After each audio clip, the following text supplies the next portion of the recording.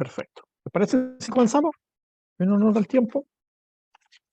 Bueno, muy buenos días a todos y en especial a los estudiantes, ¿no es cierto? Y a las estudiantes de los distintos establecimientos que hoy nos están acompañando, tanto de la región de O'Higgins como de la región del Maule, y en especial, ¿no es cierto?, a la especialidad agropecuaria. Hoy vamos a comenzar con la ronda de los webinars temáticos que forman parte de la Ruta Minagri 2023. Como parte de la experiencia, ¿no es cierto?, de la ruta formativa de alternancia, que contempla una serie de actividades, ¿no es cierto?, como son, por ejemplo, los cursos de la plataforma Chile Agrícola, que, ¿no es cierto?, varios establecimientos nos han enviado fotos de la participación de los estudiantes, algunos certificados de aprobación de los cursos que ya han hecho. Contemplan, ¿no es cierto?, también estos webinars, que son 8 sesiones que vamos a tener, ya les vamos a ir informando. Días de campo, visitas técnicas a empresas, jornadas interestablecimientos y, ¿no es cierto?, también la elaboración de informes finales. La ronda de webinar, como les señalaba, ¿no es cierto?, consta de 8 sesiones que tienen, ¿no es cierto?, que ver con temas atingentes al agro, presentado por las distintas instituciones públicas que pertenecen al Ministerio de Agricultura y que son coordinadas desde las distintas seremías, ¿no es cierto?, tanto de O'Higgins como del Maule, ¿no es cierto?, con la red Futuro Técnico. Hoy se van a presentar 2 temas referidos al cambio climático, ¿ya? El primero dice relación con la importancia de los bosques en la mitigación de los efectos del cambio climático. Va a ser presentado por el ingeniero forestal, señor Guillermo Benavides Pellegrini, jefe de la sección de manejo sustentable del bosque nativo de la región del Maule. El segundo taller se llama Identificando los efectos del cambio climático en nuestro país, con foco en las actividades agrícolas, avanzar una agricultura sostenible. Va a ser presentado por el señor Cristian Aguirre Aguilera, profesional de línea Rayantué de la región de O'Higgins, ingeniero agrónomo. Pero antes de comenzar, ¿no es cierto?, nos darán los saludos correspondientes a los estudiantes y sus equipos docentes que hoy nos acompañan en esta actividad. Primero, ¿no es cierto?, lo hará el Seremi de Agricultura de la región de O'Higgins, el señor Cristian Silva Rosales. Buenos días, estimado Seremi. Muy buenos días, saludar a todos y todas, en especial a los alumnos que hoy día se han integrado a este webinar, a los profesores, a sus directores de cada uno de los colegios que participan, de los liceos técnicos, a los representantes de la Cámara Chilena Alemana, a los representantes del Ministerio de Agricultura, a mi Maule, a nuestro director del INIA Rayantué, que hoy día se va a presentar como expositor también, el agradecimiento también a los representantes de CONAF, que también son parte de esta presentación.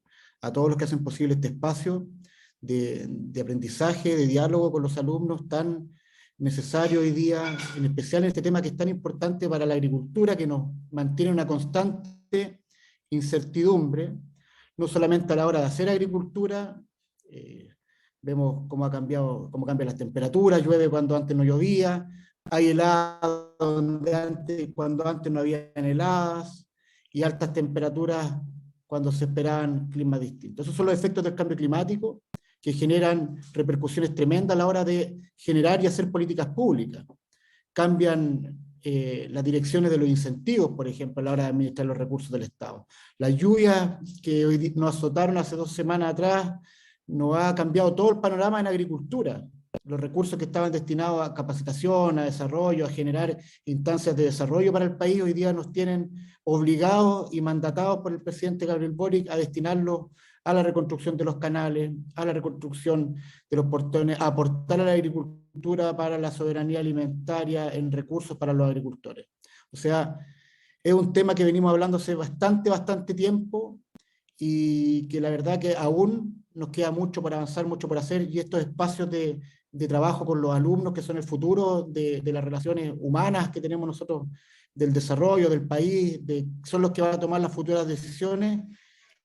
Qué bueno que estén estos espacios, esta oportunidad para que ellos puedan entenderlo de mejor manera, y al corto plazo ojalá poder tomar algunas medidas necesarias para adaptarnos y ser resilientes a los efectos del cambio climático que hoy día nos estamos viendo enfrentados. Así que, como Seremi de Agricultura de la región de O'Higgins, agradecemos siempre el convenio que tenemos con ustedes, la Ruta Minagri, ha sido muy provechosa y siempre hemos estado con toda la intensidad, con todas las ganas, el corazón puesto aquí para motivarnos, puesto a disposición los servicios del agro acá de la región de O'Higgins y del Ministerio de Agricultura para poder contribuir al desarrollo de los jóvenes que hoy día están atentos en sus aulas, esperando estas dos importantes charlas de parte de los funcionarios del Ministerio de Agricultura de O'Higgins y también del Maule. Un abrazo fraterno a todos y todas y espero que esta jornada sea tremendamente provechosa para todos. Muchas gracias.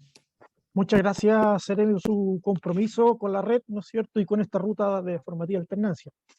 No sé si se logró conectar la directora de CONAF de acá del Maule. Sí, se va a conectar a través de mi pantalla. Los voy a dejar Perfecto. con ella. Los voy a dejar con ella. Gracias, Guillermo. Perfecto. Bueno, ¿no es cierto?, la directora regional de CONAF, la señora María Isabel Florido Pinochet. Buenos días, directora. Gusto Hola, saludarla. buenos días, Gastón, ¿cómo están? ¿Cómo están todos y todas? Un gusto saludarlos. Me disculpo que tuve algunos problemas de conexión desde mi computador. Bueno, quiero saludarlos en nombre también de nuestra Seremi, Anita Muñoz. La verdad que hoy día se encuentra nuestro ministro acá en la región y ella, por estos motivos, tiene que estar ahí acompañándolo. Así que también un saludo fraterno de nuestra Seremi. Y para nosotros como Corporación Nacional Forestal, la verdad que nos sentimos muy halagados con esta posibilidad de que nuestros profesionales puedan entregar sus conocimientos. En particular aquí Guillermo Benavides es un tremendo profesional de la región del Maule con vasta experiencia que esperamos que les sirva tanto a los profesores como a los alumnos poder traspasar en los conocimientos y que se ponga en valor y en práctica, ¿no es verdad?, todas aquellas temáticas que nos hacen tanto sentido y tanta preocupación, ¿no es cierto?, desde el punto de vista del cambio climático y la responsabilidad que tenemos como seres humanos y cómo podemos hacer nuestros aportes desde lo sectorial. Así que nada más que decir que estamos a disposición como Corporación Nacional Forestal desde el año pasado y desde ahora para estar al servicio, ¿no es verdad?, de la educación de nuestros jóvenes. Así que encantada. Muchas Eso. gracias, doctora. No, por favor. Aprovecho de dar las gracias también, ¿no es cierto?, por el aporte que ha significado para la Red Futuro Técnico los establecimientos de la CONAF desde el año pasado, visitando los establecimientos, participando en los webinars y en distintos, ¿no es cierto?, actividades que se han programado. Así que muchas gracias, directora. No, a ustedes. Gracias por la oportunidad. Gracias. También va a dar su saludo, ¿no es cierto?, Lorena Olivares Smith, gerente de formación dual y capacitación, Cámara Alemana y jefa de proyecto Red Futuro Técnico. Muchas gracias, Gastón, y bienvenidos todos. Muchas gracias por su asistencia, sobre todo desde los liceos con nuestros alumnos y alumnas. Bueno, como Cámara Chileno-Alemana somos los gestores de la Red Futuro Técnico de O'Higgins y Maule, con todos los liceos técnicos profesionales, con todas las especialidades que habitan en este territorio, pero en especial nos declaramos como una zona agro. ¿Por qué? Por la cantidad de liceos principalmente, con la especialidad de agropecuaria que tenemos, por nuestra matriz productiva y también por la cultura de estas regiones. Por lo tanto, venimos desde hace 2 años ya trabajando en el territorio con el apoyo de las seremías de agricultura, con lo cual este año se firmó formalmente un convenio de colaboración entre el Ministerio de Agricultura y el Ministerio de Educación, lo que nos da más fuerza y nos da el marco para continuar el trabajo con las distintas seremías de agricultura y sus instituciones que pertenecen a ellos. Aquí agradecemos a INEA, CONAF, INDAP, SAG, etcétera, que con mucho compromiso están participando, entregando a disposición de nuestros jóvenes todo su conocimiento. El objetivo de toda esta ruta es fortalecer el perfil de egreso de nuestros estudiantes. Y estos webinars van a tener 4 grandes bloques temáticos. Uno es cambio climático, otro es agricultura de precisión, incendios agroforestales y manejo de plaguicidas. Así que estamos muy contentos de iniciar hoy esta serie de webinars. Así que sin quitarles más tiempo, para que nos vayamos ya a nuestras charlas con Cristian Aguirre y con Guillermo Benavides, también agradecerles a ellos, bueno, y a nuestros Ceremi, tanto a Cristian Silva como a Anita ya en Maule. Así que muchas gracias a todos y que tengamos una muy buena jornada. Muchas gracias, Lorena. Entonces, como dijo Lorena, ¿no es cierto? Vámonos al tema directo. Vuelvo a presentar el primer módulo de esta sesión, que se llama La importancia del bosque en la mitigación de los efectos del cambio climático. Va a ser presentado por Guillermo Benavides Pellegrini, jefe de sección de manejo sustentable del bosque nativo, ingeniero forestal de la CONAF del Maule. Guillermo, las preguntas te las hacemos al final. Van escribiendo el chat para no interrumpirte en la presentación. Sí, yo preferiría que Perfecto. fuesen al final. Perfecto, entonces los liceos que estén, ¿no es cierto?, los estudiantes vayan, en la medida que vayan avanzando la presentación, después las pueden ir escribiendo a través del chat o micrófono abierto. Bienvenido, Guillermo, adelante. Gracias, Gastón. Voy a compartir la presentación.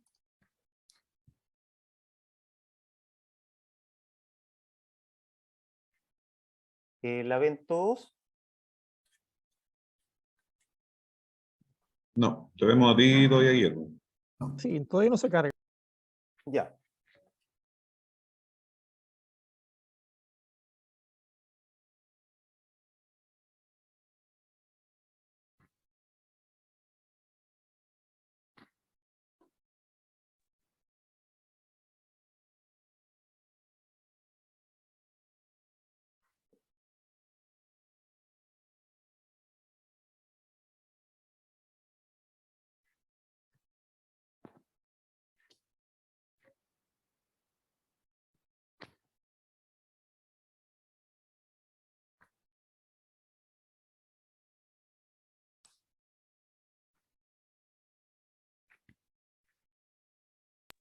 Ahora sí, Guillermo. Ahora sí. Ya. Ponla en modo presentación. Sí, eso estoy haciendo. Bueno, muy buenos días. Como dijo Fabián, como me presentó, yo soy Guillermo Benavides, soy funcionario hace varios años ya de CONAF y hoy día estoy a cargo de la sección de bosque nativo en la región del Maule. En esta ocasión les hablaré sobre la importancia de los bosques en la mitigación de los efectos del cambio climático. En la actualidad, el cambio climático es uno de los mayores, si no el mayor, de los desafíos a los cuales se enfrenta la humanidad. Este corresponde, según la definición de la Convención Marco de las Naciones Unidas sobre el Cambio Climático, de la cual Chile forma parte desde el año 1994, a un cambio de clima atribuido directa o indirectamente a la actividad humana que altera la composición de la atmósfera mundial y que se suma a la variabilidad natural del clima observado durante periodos de tiempo comparables. En el último informe de evaluación del IPCC, que es el panel intergubernamental de expertos sobre el cambio climático, se indica que limitar el calentamiento global a 1,5 grados Celsius requiere transiciones, comillas, rápidas y de gran calado en la tierra, la energía, la industria, el transporte y las ciudades. Las emisiones netas mundiales de dióxido de carbono de origen humano tendrían que reducirse en un 45% para el año 2030, con respecto a los niveles del 2010, y seguir disminuyendo hasta alcanzar el cero neto, aproximadamente el 2050. El cero neto es, para los que no lo saben, es el, digamos, que lo emitido sea similar a lo capturado o a los reservorios, a lo capturado por la naturaleza, por los bosques y en otra parte por los océanos. En el dibujo podemos apreciar cómo la actividad humana, que durante décadas ha utilizado combustibles fósiles en sus industrias y transporte y en casi todo tipo de actividades, es la responsable en gran medida de lo que hoy día estamos viviendo. Por otro lado, los bosques y el mar son sumideros o reservorios de dióxido de carbono a través del proceso de fotosíntesis. El cambio climático está estrechamente relacionado con el paradigma del desarrollo sostenible. Este concepto aparece por primera vez en el informe Nuestro Futuro Común sobre el medio ambiente y el desarrollo que elaboró la Comisión Mundial dependiente de la ONU. El desarrollo sostenible consiste en satisfacer las necesidades de las generaciones presentes sin comprometer las capacidades que tienen las futuras generaciones para satisfacer sus propias necesidades. Hoy entendemos que el desarrollo sostenible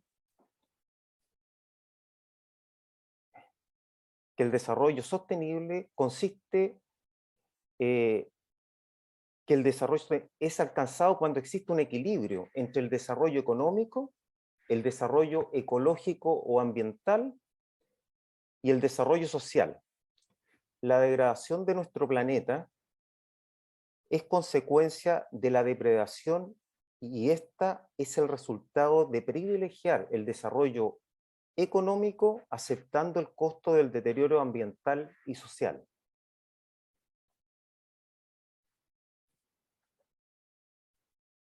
En el quinto informe del IPCC señala la influencia humana en el sistema climático es clara y las recientes emisiones de origen antropógeno de gases de efecto invernadero son las más altas de la historia. Por otro lado, este mismo informe dice, los cambios climáticos recientes han tenido impactos generalizados en sistemas humanos y naturales. En resumen, el IPCC señala que el cambio climático ya no es una amenaza, sino una realidad y que el mismo tiene su origen en la actividad humana. El cambio climático se manifiesta en la frecuencia e intensidad de fenómenos meteorológicos, tales como huracanes, por ejemplo. Imágenes como las que vemos en la diapositiva se repiten año a año, y la devastación que sufren las islas del Caribe y las ciudades de la costa este de Estados Unidos y México es cada vez mayor. Esta devastación se traduce en pérdidas humanas y altísimas pérdidas económicas por destrucción de infraestructura humana. Ahora veamos un poco cuáles son las causas y efectos del cambio climático en el planeta. Este diagrama muestra las relaciones de causa y efecto asociadas al cambio climático. Desde la revolución industrial hemos usado excesivamente combustibles fósiles como carbón y petróleo. Y a la vez hemos reducido considerablemente las coberturas vegetacionales que actúan como sumideros o reservorios de dióxido de carbono. Como consecuencia de esto, ha aumentado dramáticamente la concentración de dióxido de carbono, exacerbando el efecto invernadero, produciéndose el calentamiento global y consiguiente cambio climático. Cada una de estas alteraciones por separado y en conjunto tienen efectos negativos en los diferentes ecosistemas del planeta. El aumento de los gases efecto invernadero, cuyo principal gas es el dióxido de carbono, acidifica mares y océanos, deteriorando ecosistemas como los arrecifes de coral. El aumento en las temperaturas del planeta explica el aumento de temperaturas en mares y océanos, el derretimiento de polos y la elevación de la isoterma cero, que como todos saben fue la altura de la isoterma fue el principal, digamos, fue el principal motivo por lo cual quedó el desastre que todos conocemos hace un par de semanas atrás con las lluvias. Esta elevación tiene como resultado el retroceso de los glaciares. El cambio climático propiamente tal se manifiesta como un cambio en el perfil de temperaturas y precipitaciones en diferentes partes del mundo. Así, en algunas regiones los episodios de lluvias torrenciales son más frecuentes e intensos, y en otras las sequías se agravan aumentando el riesgo de incendios forestales. Los efectos del cambio climático atentan contra la integridad de las coberturas vegetacionales, cerrándose un círculo vicioso.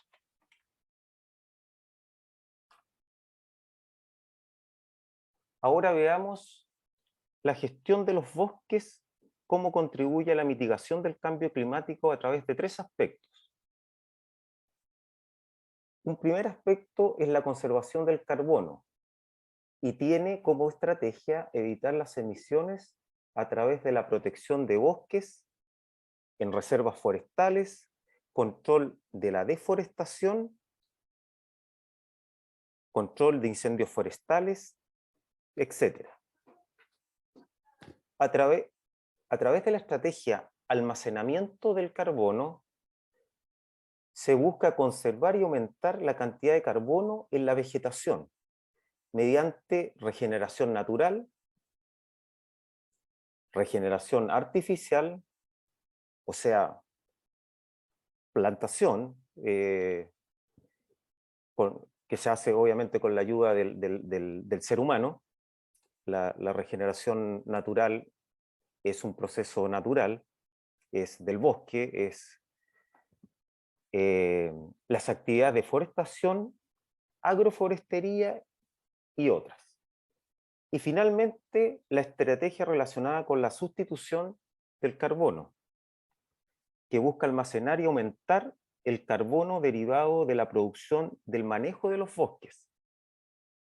Principalmente el carbono contenido en 2 grandes productos: la madera, que reemplaza a materiales de construcción como el concreto y otros, y a través de los biocombustibles o los combustibles derivados de la madera.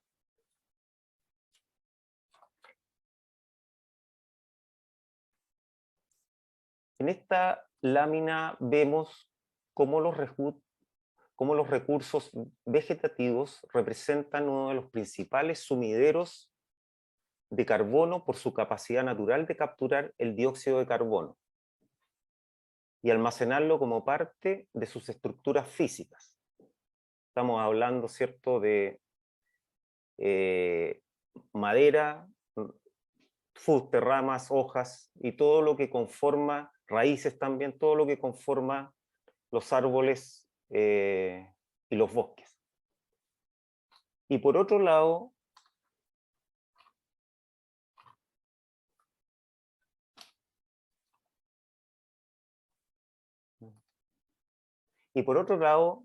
los recursos vegetativos contribuyen además a la regulación del régimen hídrico, mediante la interceptación de las precipitaciones y la regulación de la escorrentía, la conservación y protección de los suelos, especialmente la protección contra la erosión y la conservación de la biodiversidad. En la lámina que vemos abajo aparecen 2 quebradas, ¿cierto? Una que sustenta vegetación y otra donde la vegetación ha sido, no existe ya, y las cárcavas y el deslizamiento de suelo y la pérdida de suelo finalmente y de fertilidad que se produce cuando la vegetación no existe, sobre todo en estas pendientes elevadas.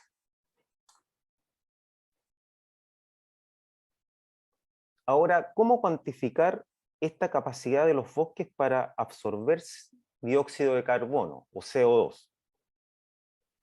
Los árboles y cualquier especie vegetal verde son extraordinarias industrias químicas naturales, pues a partir de moléculas tan simples como el dióxido de carbono que absorbe de la atmósfera y agua que captan del suelo a través de las raíces, y tomando la energía del sol, son capaces de sintetizar moléculas tan complejas como la celulosa y el almidón, que tienen por unidad fundamental a la glucosa. De este proceso conocido como fotosíntesis se obtiene como subproducto el oxígeno, que es esencial para la vida animal y por ende humana. Entonces, el CO2 es la materia prima la que usan los vegetales verdes para sintetizar alimentos de los cuales los animales obtienen su energía y liberan oxígeno a la atmósfera.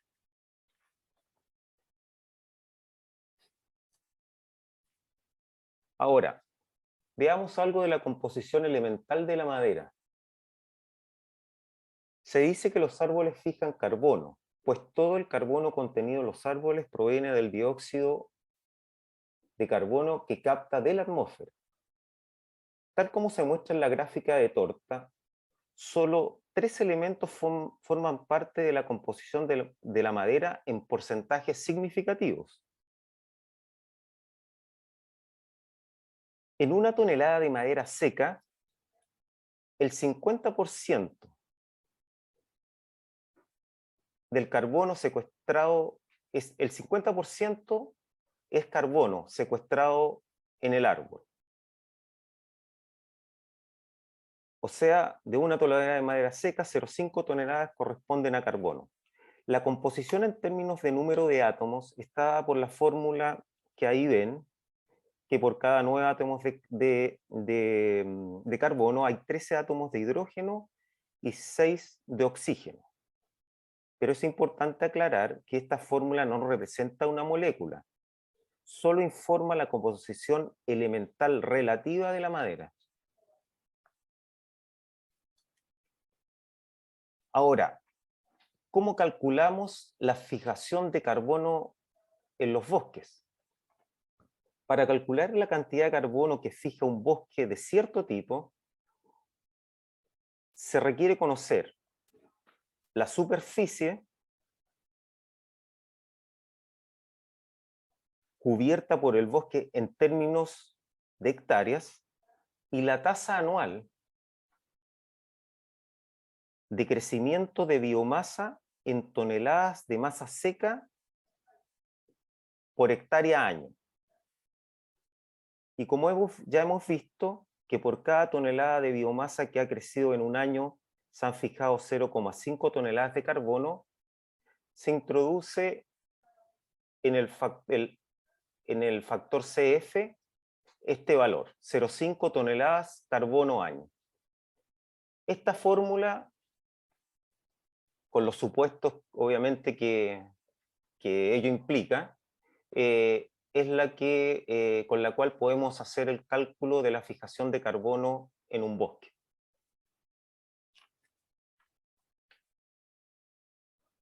Ahora bien, hablemos un poco de biomasa y emisiones.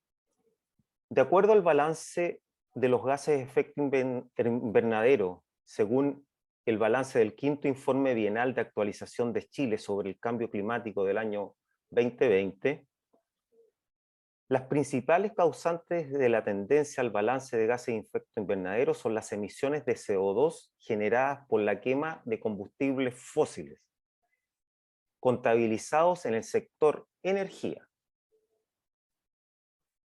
y las absorciones de CO2 de las tierras forestales contabilizadas en el UTCUTS, que es el uso de tierras, cambio de uso de tierra y silvicultura, que son las barras que se encuentran desde el 0 hacia abajo.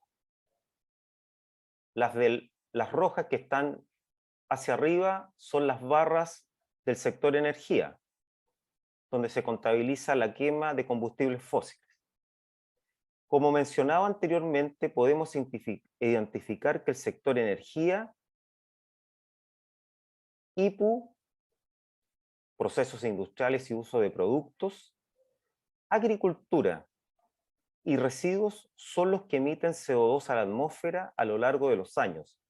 Sin embargo, el sector UTCUTS, de uso de tierra, cambio de uso de tierra y silvicultura, desde donde se origina la leña, corresponde a absorciones de carbono equivalente, todo lo que está del 0 hacia abajo, desde el año 1990 al 2020, como está en el gráfico. Con excepción del año 2017, en donde se produjeron los mega incendios, por lo que correspondieron a emisiones por quema. El año 2020, el balance se ve ligeramente disminuido respecto a los últimos años debido al efecto de las medidas sanitarias relacionadas a la pandemia por COVID-19 y sus efectos sobre la economía y el desplazamiento a lo largo del país. Mencionado lo anterior, si hacemos un zoom a las absorciones del sector UTCUS, de uso de tierra, cambio de la tierra y silvicultura, en el año 2020 el balance de gases de efecto invernadero contabilizó 49.430 kilotoneladas de absorción de carbono de CO2 equivalente. Aquí lo indico, estamos en este año, desde el 0 hacia abajo son capturas o absorción de CO2 equivalente, manteniendo su condición de sumidero durante casi toda la serie, exceptando, como dije anteriormente, el año 2017, debido a los mega incendios forestales de la temporada. Para el caso de los incrementos de la biomasa en el año 2020, el bosque nativo contribuye con un 31,3%, seguido de las plantaciones con un 28,1%, que son las plantaciones, como ven ahí, son las que tienen el verde claro, y el verde oscuro es el aumento de biomasa producto del bosque nativo. En tanto, la extracción de biomasa para la obtención de leña responde a un 7,9% de las emisiones de CO2 equivalente. O sea, la leña que se saca o se extrae de bosques manejados, en su combustión, también liberan CO2 a la atmósfera.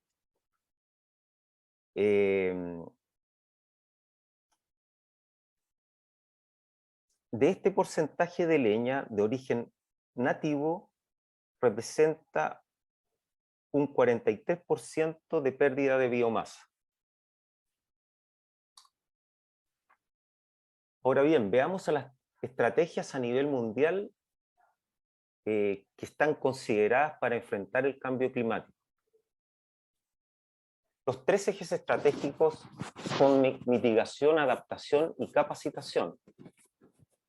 Mitigación, reduciendo las emisiones de gases de efecto invernadero y aumentar la capacidad de su almacenamiento. ¿Qué significa? En gran medida es la creación de nuevos bosques, de recuperar cubiertas vegetales que se han perdido y de no habilitar, ¿cierto?, como se hace y se sigue haciendo en muchas partes del mundo, habilitar terrenos con bosque para la agricultura. Por otro lado, la adaptación, evitar o minimizar los impactos negativos del cambio climático, ¿cierto? Y también obtener beneficios de los impactos que puedan ser positivos. Y por último, la capacitación, ya sea instituciones, personas, a estados, gobiernos, para poder identificar e implementar medidas apropiadas de mitigación y adaptación.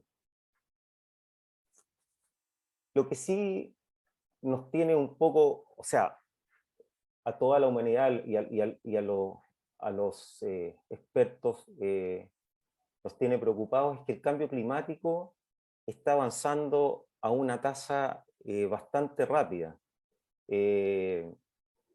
Las próximas décadas serán fundamentales para poder enmendar el rumbo y poder trabajar por un nuevo modelo de desarrollo. Y la adaptación, por otro caso, que es una, digamos, de los ejes estratégicos, no es un proceso rápido, es más bien lento. Entonces, entre el cambio climático y la adaptación, vamos bastante atrás. Pero quiero que les quede claro que los bosques se consideran una herramienta de mitigación del cambio climático. Por último, quisiera ver algunos comentarios finales. ¿Podemos seguir talando y quemando los bosques considerando el aporte de absorción de dióxido de carbono que ellos hacen? ¿Podemos seguir contaminando el planeta y con acciones humanas y ambientales que están terminando con la biodiversidad? ¿Es importante educarnos como sociedad? Hay una necesidad, ¿cierto?, de cambio conductual de la sociedad. Los bosques, como ya lo dije anteriormente, son nuestros grandes aliados en la lucha para mitigar y reducir el cambio climático. Los bosques están en directa relación con el cambio climático por un lado, la deforestación, la pérdida de bosques por incendios y cambio de uso de suelo. Por ejemplo, los incendios emiten un 20% de dióxido de carbono de emisión directa. Por otro lado, los bosques es uno de los grandes sumideros o reservorios de CO2 junto con los océanos. Por lo tanto, es una de las soluciones para reducir y mitigar el cambio climático. Los bosques a nivel planetario están en una situación bastante grave, sobre todo en las zonas tropicales de Latinoamérica, la Amazonía, África, en el Congo y Asia, sobre todo por causa del avance de la agricultura y la ganadería. Los bosques templados, en los bosques templados hay zonas que están más afectadas. Las zonas boreales, o sea, todo lo que comprende lo más cercano al Polo Norte, que es Alaska, Rusia, Finlandia y otros países de ese sector, en general están más conservadas y gestionadas. Bueno, muchas gracias por su atención. Gracias Guillermo. No sé si vamos a revisar el chat o si hay alguien que quiera hacer alguna pregunta a Guillermo o responder respecto a la reflexión que planteó Guillermo, ¿no es cierto?, sobre seguir con la quema de los bosques, seguir con el tema de la contaminación, qué mecanismos de estrategia utilizar, ¿no es cierto? Él planteó varias reflexiones ahí. A los liceos que están conectados, tanto de como Mable, ¿no es cierto?, si quieren hacer alguna pregunta, escribirla por el chat o con micrófono. Estamos pendientes.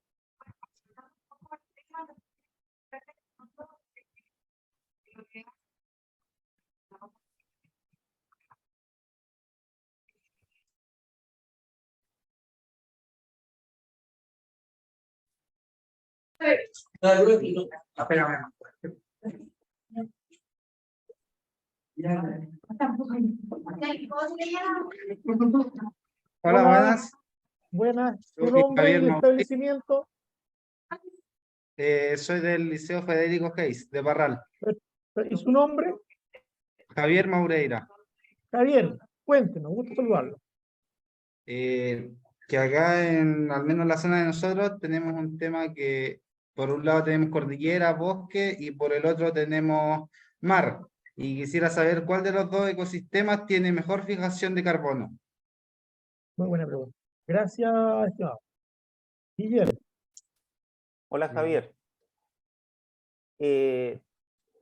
Bueno, los océanos históricamente han sido reservorios de carbono, pero su capacidad se ha ido mermando a través de las décadas.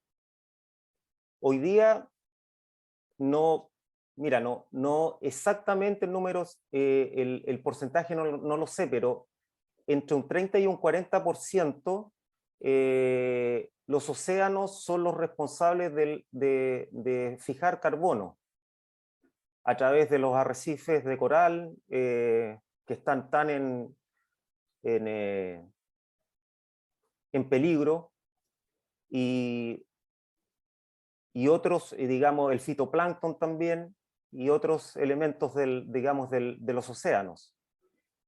Y el resto está en manos de los bosques en el mundo. O sea, ellos hoy día tienen entre un 50 y un 60% de absorción de carbono tomado desde la atmósfera, y que son además los que nos dan el oxígeno a los animales y a nosotros, los seres humanos, para poder vivir. Eso es lo que te podría responder. Gracias, Guillermo. No sé si tienen otra Muchas pregunta del gracias. mismo que está en el curso o alguien más. Tenemos otra alumna del establecimiento. Hola, buenos días. Mi nombre Buenos es días. Ángela Hernández del Liceo Federico Hayes, Parral. Y nosotros tenemos una parcela y nos gustaría saber si CONAF cuenta con una iniciativa o un programa que nos ayude a tener árboles nativos. Perdón, Marcela. ¿Aló? ¿Me escuchas? ¿Aló? Sí. ¿Sí? Ya. Mira, hay varios programas en CONAF que están en las diferentes regiones a través de las oficinas provinciales, donde te puedes acercar y solicitar, dependiendo de las características de la parcela, árboles nativos, inscribirte, y te pueden, si son una pequeña cantidad de árboles nativos, te los pueden, digamos, donar, ¿ya? A través de una solicitud.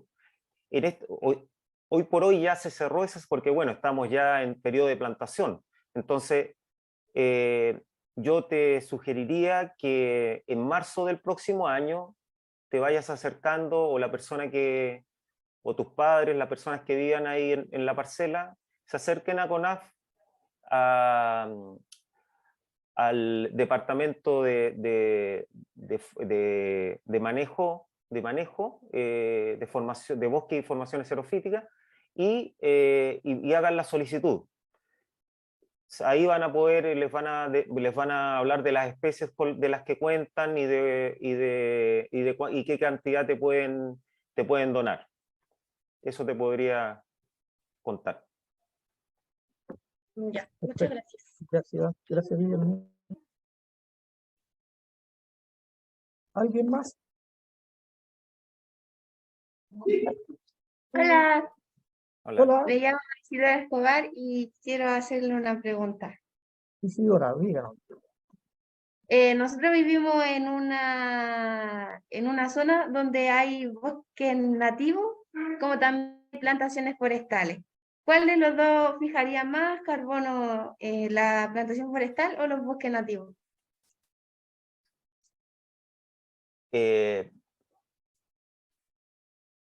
Bueno, primero que nada, tanto el bosque nativo como las plantaciones hoy por hoy son necesarias para poder mitigar y adaptarnos a lo que viene del cambio climático y de lo que está ocurriendo. Las especies de rápido crecimiento como los pinos, ¿cierto? Capturan carbono, pero en menos cantidad, pero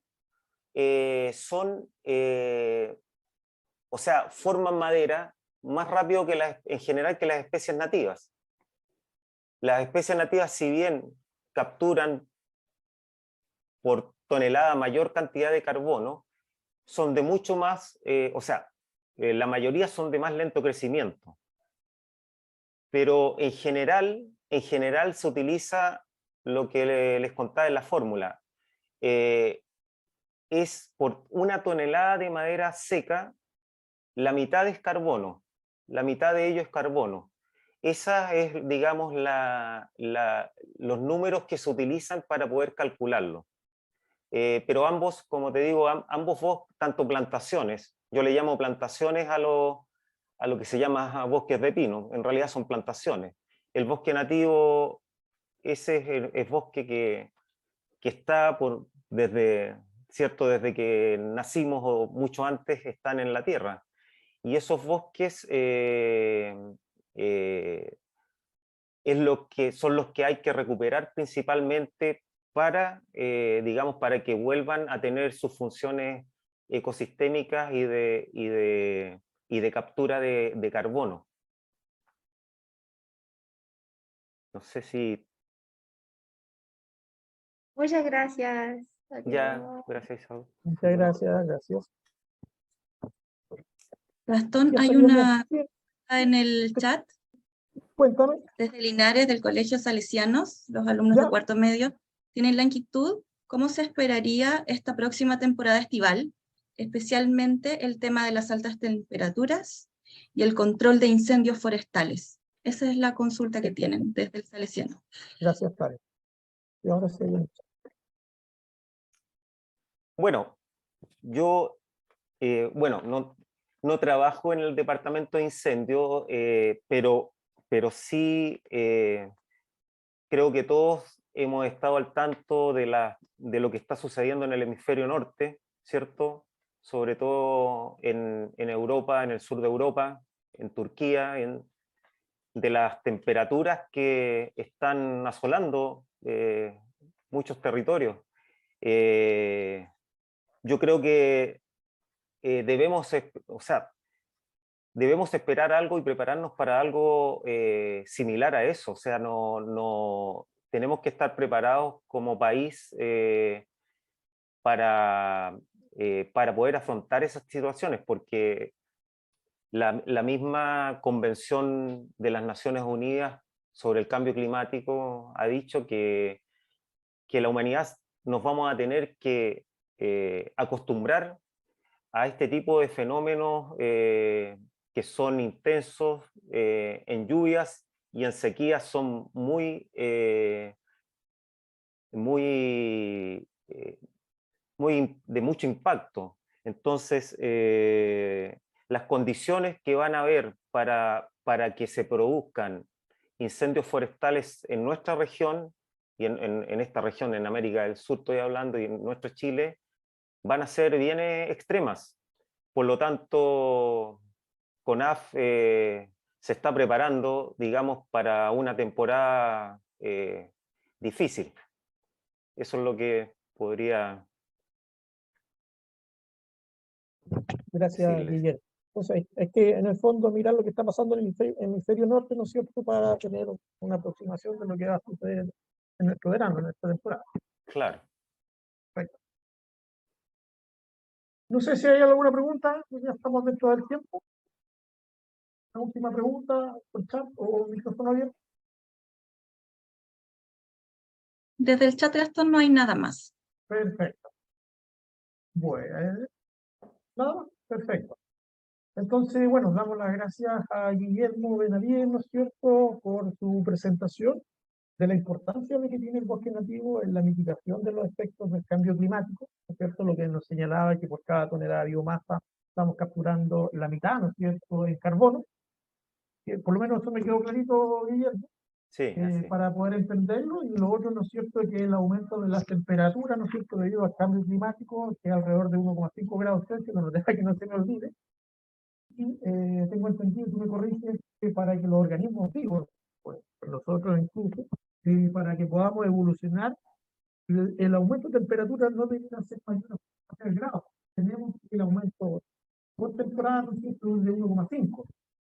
Claro, claro, Perfecto. pero está difícil que no pasemos ese techo que se ha impuesto de Perfecto. 1,5 grados Celsius.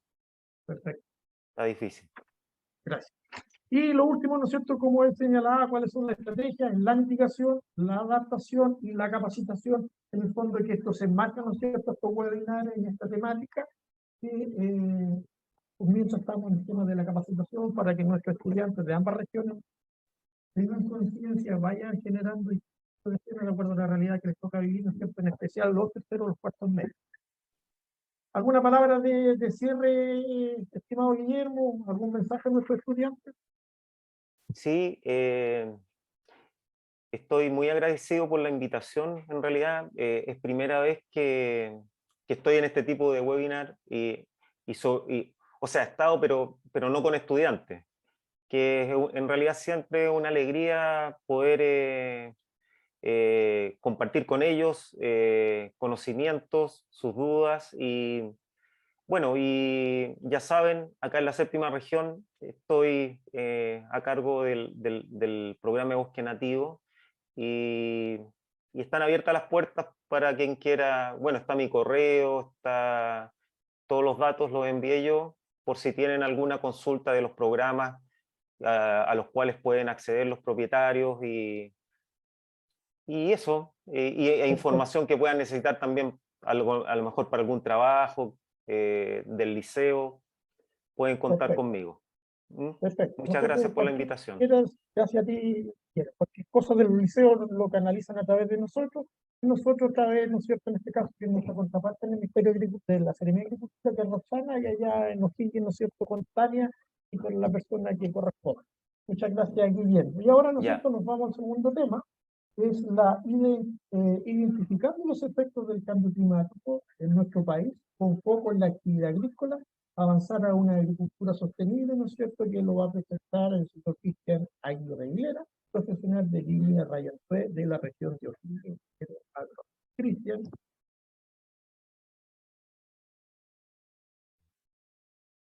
Muchas gracias, Gastón. ¿Me escuchan bien, cierto? Sí, se escucha bien. Fuerte y claro, excelente.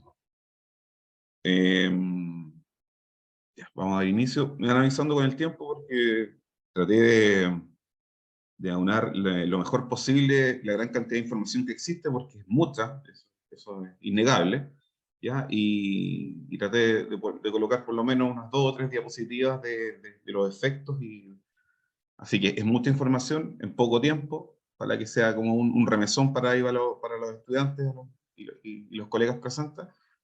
Así que ahí me van avisando en el tiempo, ¿ya? Si no, lo vamos apurando. Soy súper bueno para Sí, no te conversar. preocupes. Tania me conoce. Perfecto. Tania te va controlando. Gracias. Por favor. Ya, vamos a compartir.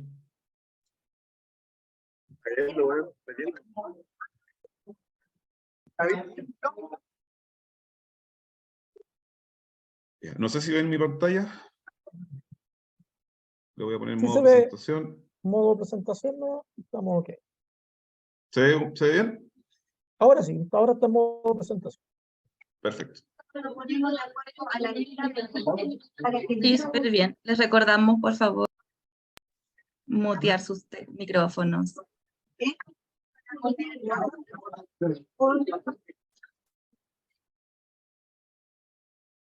Ya.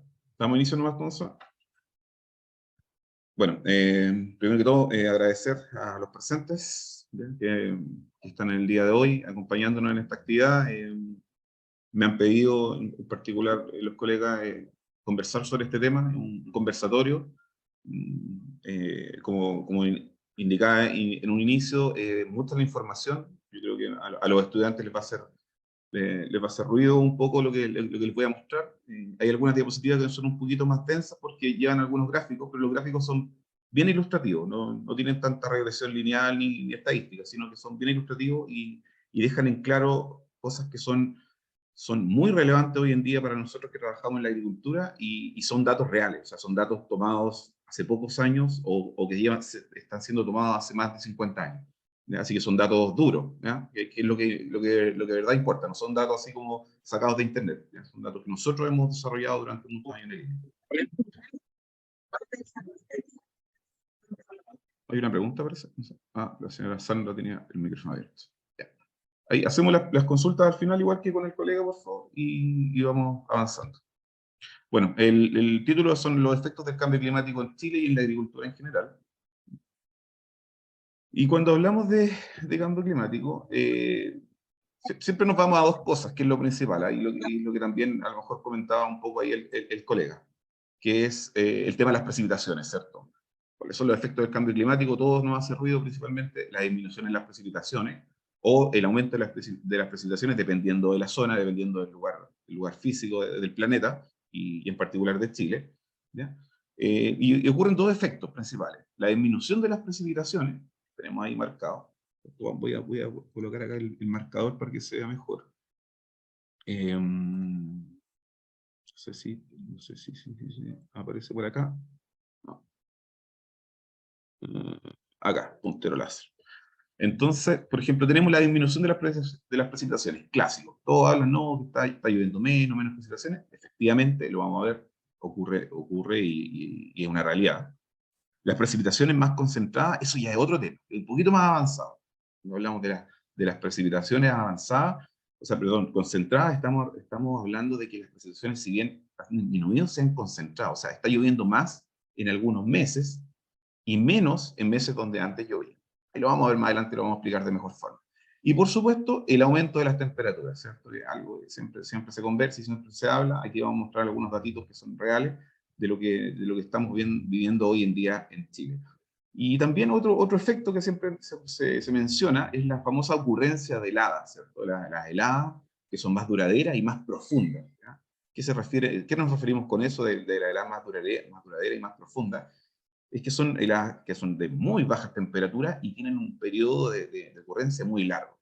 Hace pocas semanas, por ejemplo, hubo una helada aquí en la zona de Secano, en Litoeste, donde nosotros nos encontramos, que comenzó cerca de las 8 de la noche. 8 de la noche. Eso es muy inusual, es muy inusual que una helada caiga de noche y dure prácticamente hasta el otro día.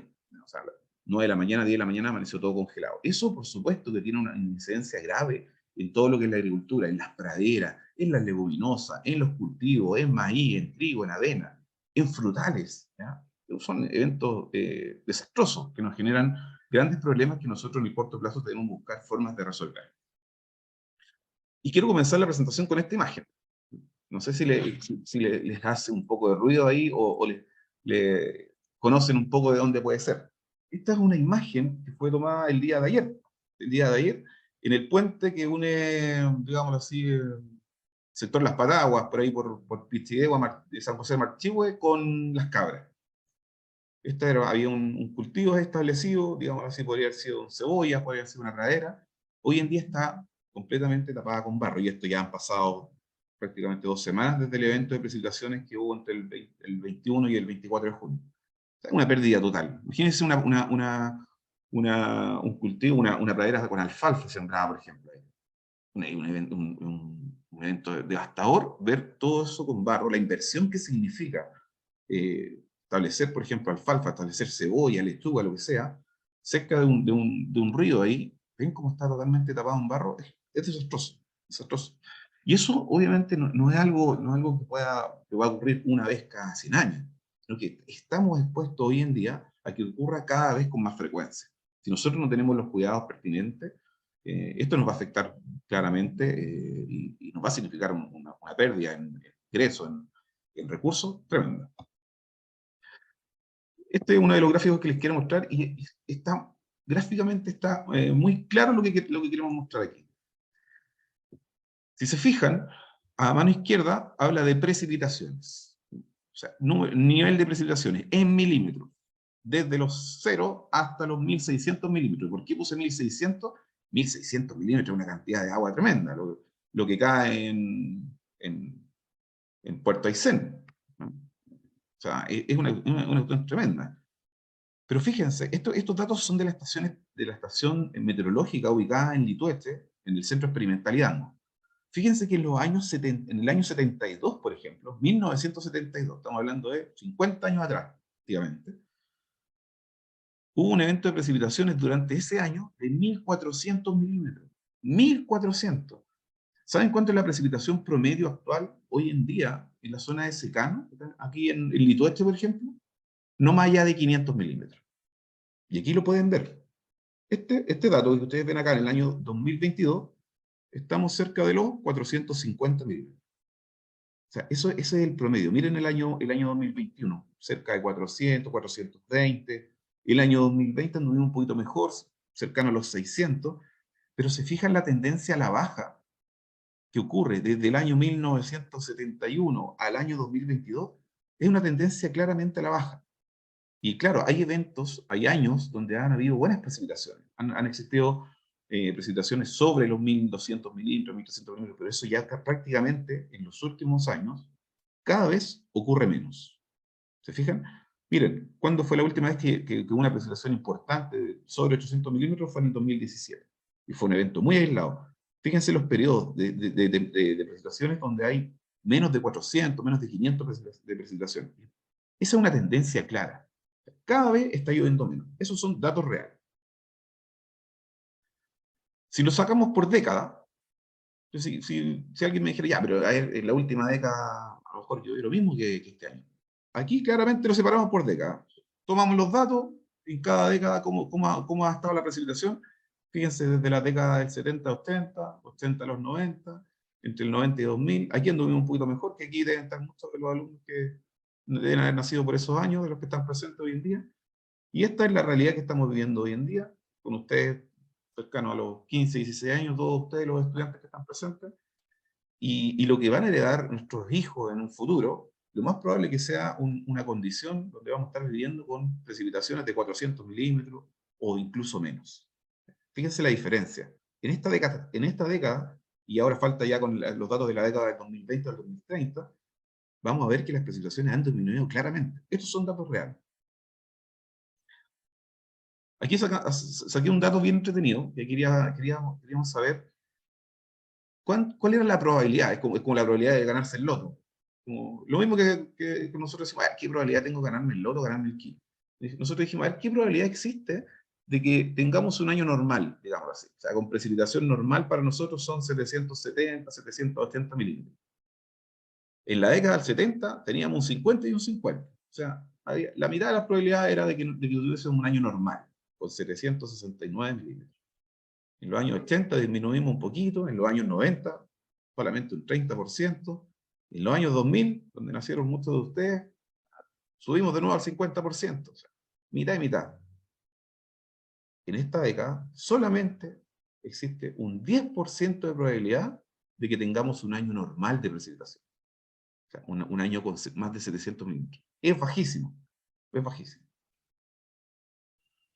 Y esto es lo que yo me refería acá. También esto es un dato muy importante, porque esto a todos los estudiantes que hoy en día estudian en el liceo agrícola, que van a ser futuros profesionales del agro, que van a tener que asesorar a agricultores constantemente, este dato les debería servir mucho.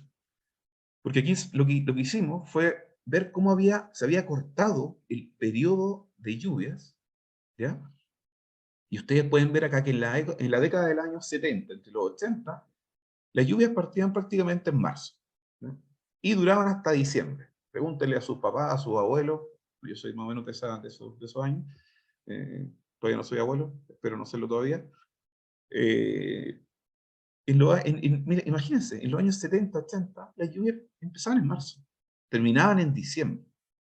En los años 80 y 90, entre los 80 y los 90, bien iniciaban en marzo, pero ¿qué ocurrió acá? Ya no estaba lloviendo en diciembre. Se nos fue un mes menos de lluvias. Y entre los años 97 y 2000, 2006, ¿qué ocurrió? Ya no está cayendo la lluvia en marzo, está cayendo en abril. Ahí está iniciando el periodo de precipitaciones, en abril. Y aquí también se nos acortó el mes. O sea, ya nos acortamos 2 meses prácticamente de lo que pasó, de lo que ocurría entre los años 70 y los años 80. Esta es la realidad prácticamente que estamos viviendo hoy en día. ¿Se acuerdan ese dicho? No sé si lo han escuchado ustedes o sus padres que hablaban de abril, lluvias mil. Muy conocido ese dicho. Bueno, resulta que hoy en día ese abril, lluvias mil está quedando cada vez más obsoleto. Porque en abril, en los últimos años, este año llovió, pero en los años anteriores, abril prácticamente era un verano. Era verano, estaba comenzando a llover en mayo. Debería ser mayo, lluvias mil. Aquí, esta es la realidad de hoy en día en el promedio. Inicio de precipitaciones en mayo y prácticamente en noviembre, si es que consideramos esas poquitas lluvias que de repente caen, porque no siempre es así. O sea, el periodo de lluvias se acortó enormemente. ¿Y eso cómo nos incide a nosotros que estamos trabajando en la agricultura? Piensen ustedes, ¿qué es lo que se les ocurre? Para los que siembran praderas, por ejemplo, lo primero que deben pensar, oye, antes de sembrar pradera, debo ver el pronóstico de lluvia. ¿Voy a sembrar en marzo? ¿En polvo, en seco, como dicen acá en el secano? ¿Esperando que llueva en abril? ¿O voy a sembrar a finales de abril, a principios de mayo? Porque ya sé que las precipitaciones vienen más tarde. Eso es un dato que ustedes deben pensar al momento de cuando más adelante tengan que asesorar a los agricultores. Este mapita, que fue generado por el Instituto para el Cambio Climático a nivel mundial, aquí identifica a Chile, aquí estamos nosotros, esta colita que nos estamos cayendo por acá, que nosotros tenemos riesgo de varias cosas. Si ustedes pueden ver acá, lo primero, cambios negativos en la agricultura. Eso es como para la zona de Arica, región de Tarapacá, región de Antofagasta. ¿Qué más nos dice Chile? Chile nos está diciendo que hay un riesgo de desertificación. El sector de la región de Coquimbo, región de Valparaíso, de estar por ahí, inclusive la región de O'Higgins. ¿Qué más nos está diciendo? Que hay una disminución en la disponibilidad de agua producto de la reducción de los glaciares. Justamente eso está ocurriendo. Fíjense que estos datos son del año 2007 y eso ya se veía venir. Y además, para la zona sur de Chile, pronostican menos precipitaciones. O sea, ya en el año 2007 nos estaban diciendo que íbamos a estar complicados. ¿Ya? En resumen, ¿qué podemos ver? Cuando hablamos de las consecuencias, de los efectos del cambio climático en la agricultura, pues, bueno, obviamente, temperaturas más cálidas, los veranos hay veranos con temperaturas extremas, sobre todo en los meses de enero y febrero, sobre los 35, 36 grados, algo que era prácticamente inexistente años atrás. Tormentas más intensas, ¿cierto? Propagación de enfermedades, muy importante para nosotros. Olas de calor más fuertes, derretimiento de los glaciares, huracanes más peligrosos en algunos lugares del mundo. Hoy en día nosotros no tenemos tornados, digámoslo así. Creo que lo único que nos falta sería ya, aunque han habido algunos eventos particulares ahí en la zona sur de Chile, pero no sé, yo creo que 9 de cada 10 catástrofes naturales nos prefieren a nosotros en Chile. Nos faltan solamente los huracanes. Y cambios de los ecosistemas, por supuesto. Fíjense, esta información la generó los colegas de línea Quilamapu, en la zona de Chillán, donde ven la variación de precipitaciones en milímetros de precipitaciones, en las ciudades de Chile. ¿Ya? Esto fue para el año 2021.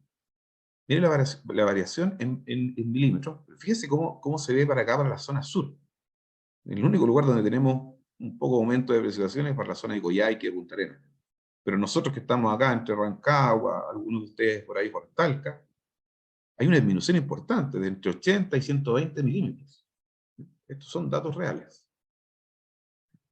Y cuando hablamos de efecto cambio climático no podemos dejar de lado el tema de las anomalías. Anomalías en precipitaciones son, por ejemplo, déficit o superávit de precipitaciones a lo que estamos nosotros en general acostumbrados. Fíjense acá, todo lo que es déficit, de prácticamente, bueno, en todo lo que es putre, que siempre hay invierno boliviano en esa zona, pero comenzando con Valparaíso, prácticamente todo el sur de Chile, zonas centro y centro-sur y sur austral, estamos en un déficit constante, y el cual lleva por lo menos unos 8 o 9 años. Solamente la isla de Pascua ahí presenta un poco de superávit. Variación de las temperaturas, por ejemplo, promedio en enero. Fíjense cómo han aumentado en los últimos años las temperaturas a lo largo del país. Aquí tenemos todo Chile, de Arica a Punta Arenas. para nuestra zona, en promedio entre 2,5 y 2,3 grados. Es lo que se registra en los últimos años. ¿Ya? Esto se veía venir. Hay académicos de larga trayectoria que siempre indicaban que estos cambios se iban a ver reflejados aproximadamente en los años 2040, 2050. Pero hoy en día se plantea la tesis de que todo esto se adelantó. Estamos en el año 2023 y lo que nosotros pronosticábamos que iba a ocurrir en el año 2050 ya lo estamos viviendo. ¿Ya? O sea, si esto si se realiza de forma progresiva, o sea, en el año 2050 espero no sé si voy a estar vivo, pero vamos a estar bien complicados. Las temperaturas, por ejemplo, fíjense acá, las temperaturas normales para junio, ¿ya? Para junio, julio, esos son los meses de invierno, también aumentaron las temperaturas. Fijaos que en los meses de invierno ahora es relativa el tema de la precipitación, el tema de la temperatura, el tema del frío. Muchas veces ha ocurrido que son temperaturas muy altas para hacer periodos invernales. Bueno, y todo esto, por supuesto, que también tiene un efecto, como mencionaba muy bien el colega Conaf anteriormente, hay un efecto del aumento de las temperaturas, de los manejos que se realizan en el tema de los suelos, de los agricultores. Aquí, por ejemplo, vemos una clara imagen de lo que se está realizando, una quema de rastrojo, ¿ya? Donde el efecto devastador que está generando un incendio, ahí está toda la brigada de trabajadores tratando de apagar el fuego, es una imagen real, una imagen que golpea un poco al ver esa devastación que se está generando, una práctica que hasta el día de hoy, si bien ha sido prohibida por varias entidades, por nuestras autoridades mismas, se sigue realizando, ¿ya? Y eso, por supuesto, que no aporta a mejorar las condiciones o a mitigar un poco los efectos del cambio climático. ¿Ya? Aquí tenemos otra imagen claramente. Aquí tenemos, por ejemplo, este dato también muestra los días con temperaturas máximas extremas. En marzo del 2021 a lo largo de Chile. Fíjense lo tremendo que es. O sea, estas son la cantidad de días con temperaturas máximas extremas. Fíjense acá, todo lo que, bueno, Curicó, donde están ustedes, Chillán, pero fíjense Temuco, Valdivia, Osorno, Futaleufú, todos son zonas, se supone, un poco más frescas, un poco más frías, pero tenemos cada vez días con temperaturas máximas de forma muy extrema, y esto es marzo, ni siquiera el mes de enero. ¿Nosotros qué podemos hacer? Yo ahí, lo que he intentado es mostrarle un poco, sin el fin de mostrar tanta catástrofe, presentarles tantos malos augurios, sino que en el fondo era remecerlo un poco y ver que esto es real.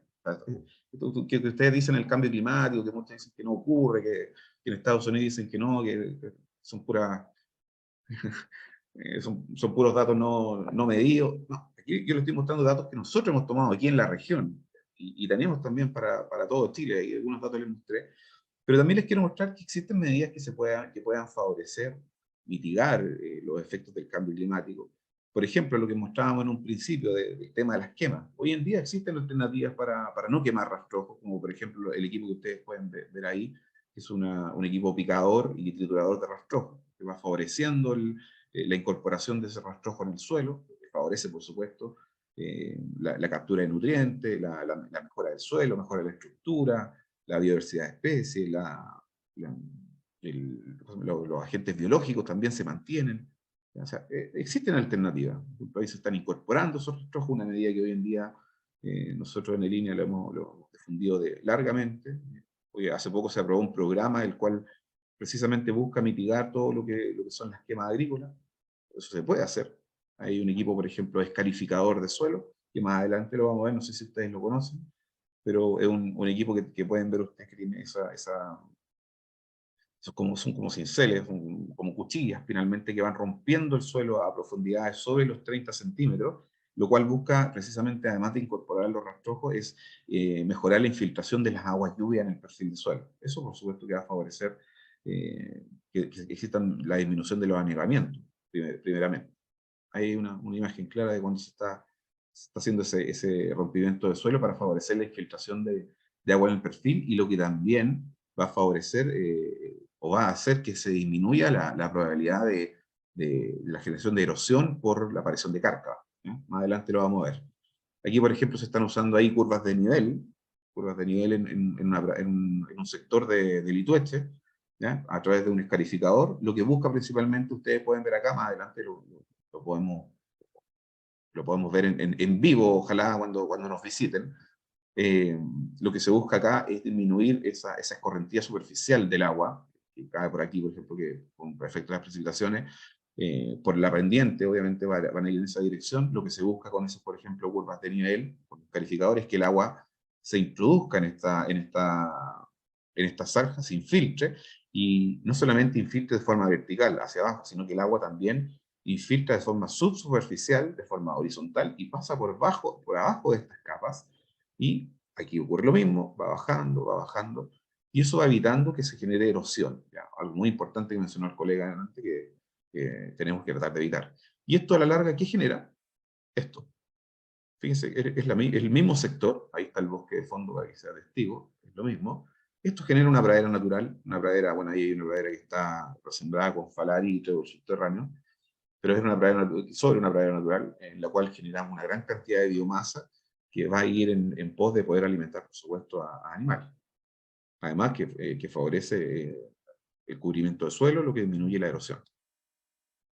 Esa erosión que genera generalmente estas famosas cárcavas, ¿cierto? Lo que mencionaba el colega hace un rato, las cárcavas que van haciendo pérdida de suelo y van aumentando con el pasar de los años si no se realiza un control adecuado. El control adecuado que va o sea, principalmente por preocuparse de tratar de evitar, eso se puede realizar, se puede evitar, se vaya ampliando esa cárcava con manejos culturales, hay plantaciones de especies arbóreas, no sé, arbustivas, algunas forrajeras, incluso que vayan sosteniendo ese suelo, que sirvan como sostén para mantener ese suelo y no se siga partiendo la cárcava. Un poco ya más controlada la cárcava y se puede mejorar. Hay otras prácticas culturales, por ejemplo, el tema de disipadores de energía con sacos de arena, que vayan disminuyendo ¿cómo se llama? El movimiento de agua superficialmente por efecto de las lluvias. ¿Ya? Aquí hay, por ejemplo, lampazos que van también, son como disipadores de energía, que van disminuyendo la escorrentía superficial, la utilización de fardos, etcétera. Existen varias alternativas que pueden ser utilizadas para disminuir eso. ¿Ya? Aquí pongo este caballero que me cae muy bien. Siempre cuando hace su pronóstico en la mañana me sorprende, porque a veces dice que va a llover y uno sale con paraguas y al final hay 30 grados de calor. Pero lo importante que quiero mencionar acá es que en el fondo lo importante que es relevar, identificar y entender que cuando hablamos de milímetros de agua caída, ¿cuánto es 10 milímetros de agua caída? ¿Cuánto es un milímetro? Ya, nosotros hemos hecho casi una peregrinación y puerta a puerta enseñando a todas las personas posibles entender cuando hablamos de milímetros de agua caída. ¿Ya? Y sale obviamente la pregunta de cuántos son, por ejemplo, aquí 10 milímetros de agua caída. Bueno, ¿qué significa una precipitación de 10 milímetros, por ejemplo? Ya, hablemos de 1 milímetro. Cuando 1 milímetro de agua caída corresponde, ¿cierto?, a 1 litro de agua en 1 metro cuadrado de superficie. ¿Ya? Por lo tanto, por ejemplo, en una lluvia de 10 milímetros y en un techo de una casa promedio de 50 metros cuadrados, se podría acumular agua, o sea, 10 milímetros por 50, aproximadamente se podría acumular 500 litros. O sea, con una lluvia de 10 milímetros, nosotros podríamos acumular 500 litros perfectamente. Para el último evento de precipitaciones, aquí en esta zona, cayeron aproximadamente 100 milímetros. 100 milímetros en prácticamente un día y medio. ¿Eso qué significa si nosotros multiplicamos los 100 milímetros por los 50 metros cuadrados? Significa que solamente en esa precipitación de día y medio, nosotros podríamos haber acumulado 5.000 litros de agua. 5.000 litros de agua es tremendo. Son prácticamente 2 o 3 veces lo que nos llena las municipalidades cuando van con camiones de aljibe a llenar las casas de las parcelas que no tienen agua. Eso y mucho más. ¿No? ¿Cuánta agua podríamos acumular con esas, por ejemplo, en esa lluvia? que esta es una medida como para, con que hoy en día vemos como los efectos del cambio climático nos está generando que tenemos cada vez menos precipitación. Hay menos agua en las parcelas, por ejemplo, los pozos profundos hoy en día ya no cuentan casi con agua. Bueno, la acumulación de agua lluvia puede ser una alternativa. ¿De qué va a depender de cuánta agua podemos acumular? Obviamente de la pluviometría, ¿cierto? De cuánto llueve en nuestra zona, de la superficie de un techo donde nosotros podemos capturar esa agua y la cantidad finalmente de agua caída. Aquí podemos ver una foto claramente, por ejemplo, es un techo de una casa donde nosotros instalamos una cisterna flexible. La cisterna es como un guatero. Nosotros todos conocemos los guateros en la casa, ¿cierto? Es un guatero gigante, ¿ya? Para que ustedes me entiendan, y después de una precipitación bastante buena, de unos 200 milímetros en 3-4 días, ahí en esa zona que llueve mucho, queda así. ¿Ven la diferencia? Es la misma casa, pero llena de 10.000 litros. Esa es una cisterna flexible de capacidad de acumulación de 10.000 litros. ¿Ya? Solamente ustedes pueden ver que nosotros conectamos el techo de la casa, colocamos unas canaletas, un pequeño filtro, y vamos acumulando 10.000 litros de agua gratis. Hasta el día de hoy sigue siendo gratis. Eso es una tremenda fortuna, que hoy en día todavía podamos utilizar esa agua para invernaderos, para cultivos, para frutales, para lo que necesitemos. Es una medida de ayuda hoy en día. En resumen, bueno, ¿qué se espera para nuestra zona? Nuestra zona aquí, digámoslo así, en la zona de secano, en la zona de riego, o aquí en la zona centro. Una disminución de un 15%, un 20% en las precipitaciones medias anuales, aumento de las temperaturas, por supuesto, de hasta 2 o un poco más de grados a mediados de siglo, eso ya hoy en día lo estamos viendo. Aumento en el número de meses de estación seca, claramente ya lo vimos. Entonces, ¿qué debemos empezar a pensar? Y es lo que siempre yo les trato de decir a mi agricultor y a los estudiantes que le hago clase a veces. Deberíamos empezar a pensar en una agricultura de menos milímetros, digamos, de menos precipitación. Los agricultores hoy en día están acostumbrados a pensar, no, van a caer 700, 800 milímetros. Eso ya no ocurre. Entonces nosotros deberíamos empezar a adaptarnos, ¿ya? Adaptarnos a trabajar con menos milímetros, pensando lo peor, ¿ya? 400 milímetros, y buscar alternativas, por ejemplo, forrajeras, frutales o distintas especies que estén adaptadas a esas condiciones, ¿ya? En ese sentido, por ejemplo, para la zona de siembra de cultivo, la avena hoy en día no es la mejor opción para forraje, porque la avena necesita más precipitaciones, más agua, ¿ya? Los rendimientos de los últimos años nos dicen que no es la mejor opción, ¿ya? Y, bueno, los agricultores obviamente hoy en día, ¿en qué cuentan? Cuentan con praderas naturales y praderas que están muy degradadas, que tienen bajo rendimiento, poca biodiversidad, etc. Bueno, aquí justamente muestro unas praderas naturales, que es lo típico de las zonas de secano. Es la principal fuente de alimentación para el ganado. Praderas que tienen muy poco pasto, son de poca fertilidad, son suelos muy erosionados, poca diversidad de especies, como mencionaba, tienen un bajo nivel nutricional, baja productividad. La única ventaja que tiene es su adaptación, ¿cierto? O sea, se adaptan llevan siglos adaptándose a las condiciones de temperatura, de precipitaciones, de suelo, etc. Pero existen alternativas, ¿ya? Y aquí me quiero detener porque en el fondo existen alternativas que nosotros podemos ir proponiendo como especialistas, como asesores, como les digo, así siempre me refiero a ustedes porque van a ser todos futuros profesionales y colegas, espero, en un futuro. Y es importante que ustedes vayan conociendo que existen alternativas. Por ejemplo, nosotros llevamos trabajando ya hace muchos años en el triticale. Para los que no conozcan, el triticale es una mezcla, digamos así, un cruzamiento entre trigo harinero y centeno. De ahí viene el nombre de triticale, por su nombre científico. Y el triticale hoy en día está tomando bastante importancia en nuestra zona, sobre todo porque se adapta de mejor forma a condiciones de escasez hídrica, de restricción hídrica, y con poquita precipitación, digamos así, con poquita lluvia, con poquita agua, puede generar una importante biomasa de mucho mejor forma, por ejemplo, que la avena. Aquí podemos ver, por ejemplo, que nosotros hacemos pequeños ensayos donde validamos aquí hay algunas ovejitas, algunos asaditos que andan ahí, se están alimentando en la época invernal, y están nosotros haciendo los ensayos de palatabilidad, ¿cierto? Para ver si son agradables a su paladar, ¿ya? siembras de vallicas anuales, mediterráneas, distintas especies. Y podemos ver a un colega, Emilio, esta es una siembra de triticales en la comuna de Litueche. Vean el porte, ese colega mide casi 2 metros. No es tan alto, 1,80 m. ¿Ya? Pero pueden ver aquí por lo menos que la especie, 1,60 m, 1,50 m por lo menos, tiene una altura considerable. Fíjense que se parece mucho al trigo, los agricultores lo confunden con trigo, pero genera una biomasa importante. O sea, no solamente genera un aporte nutricional por el grano, sino que también por la biomasa que genera. ¿Ya? Y miren lo que ven ahí. Es muy distinto, ¿cierto? Es muy, muy distinto. Eso es una siembra de avena. El mismo año que se sembró el triticale. Esa siembra de avena, con 280 milímetros, 300 milímetros de precipitación, no fue capaz ahí en la zona de Navidad, no fue capaz de generar la biomasa suficiente como para, por ejemplo, producir fardo, que es lo que generalmente se destina a la avena.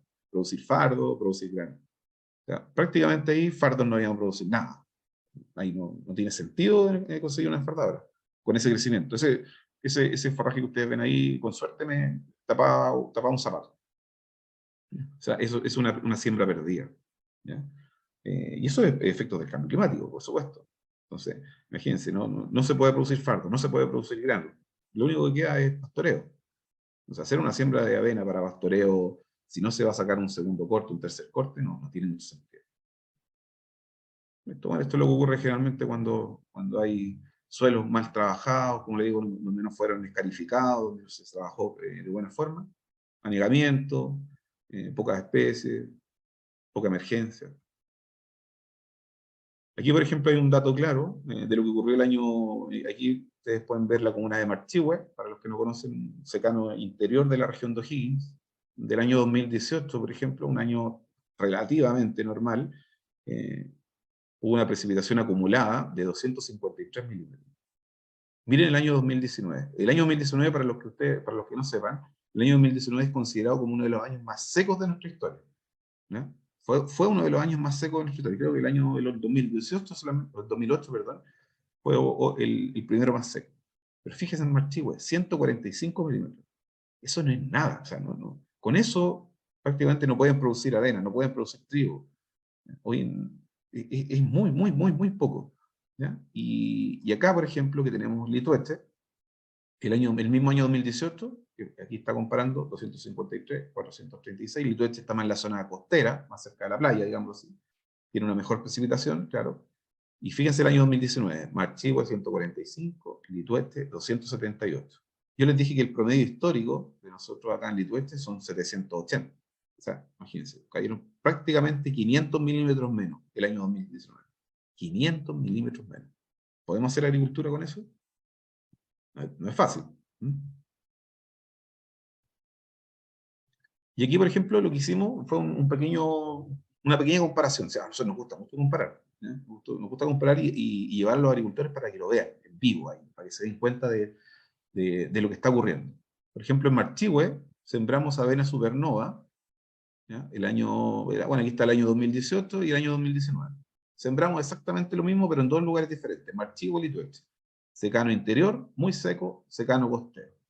Fíjense que la avena, el año 2018, generó kilos de grano equivalente a 2.300 kilos. ¿Ya? Triticale, en el mismo predio, el mismo Marchihue, generó 4.000 kilos, prácticamente el doble de kilos de grano. Para un año 2018 con buena lluvia.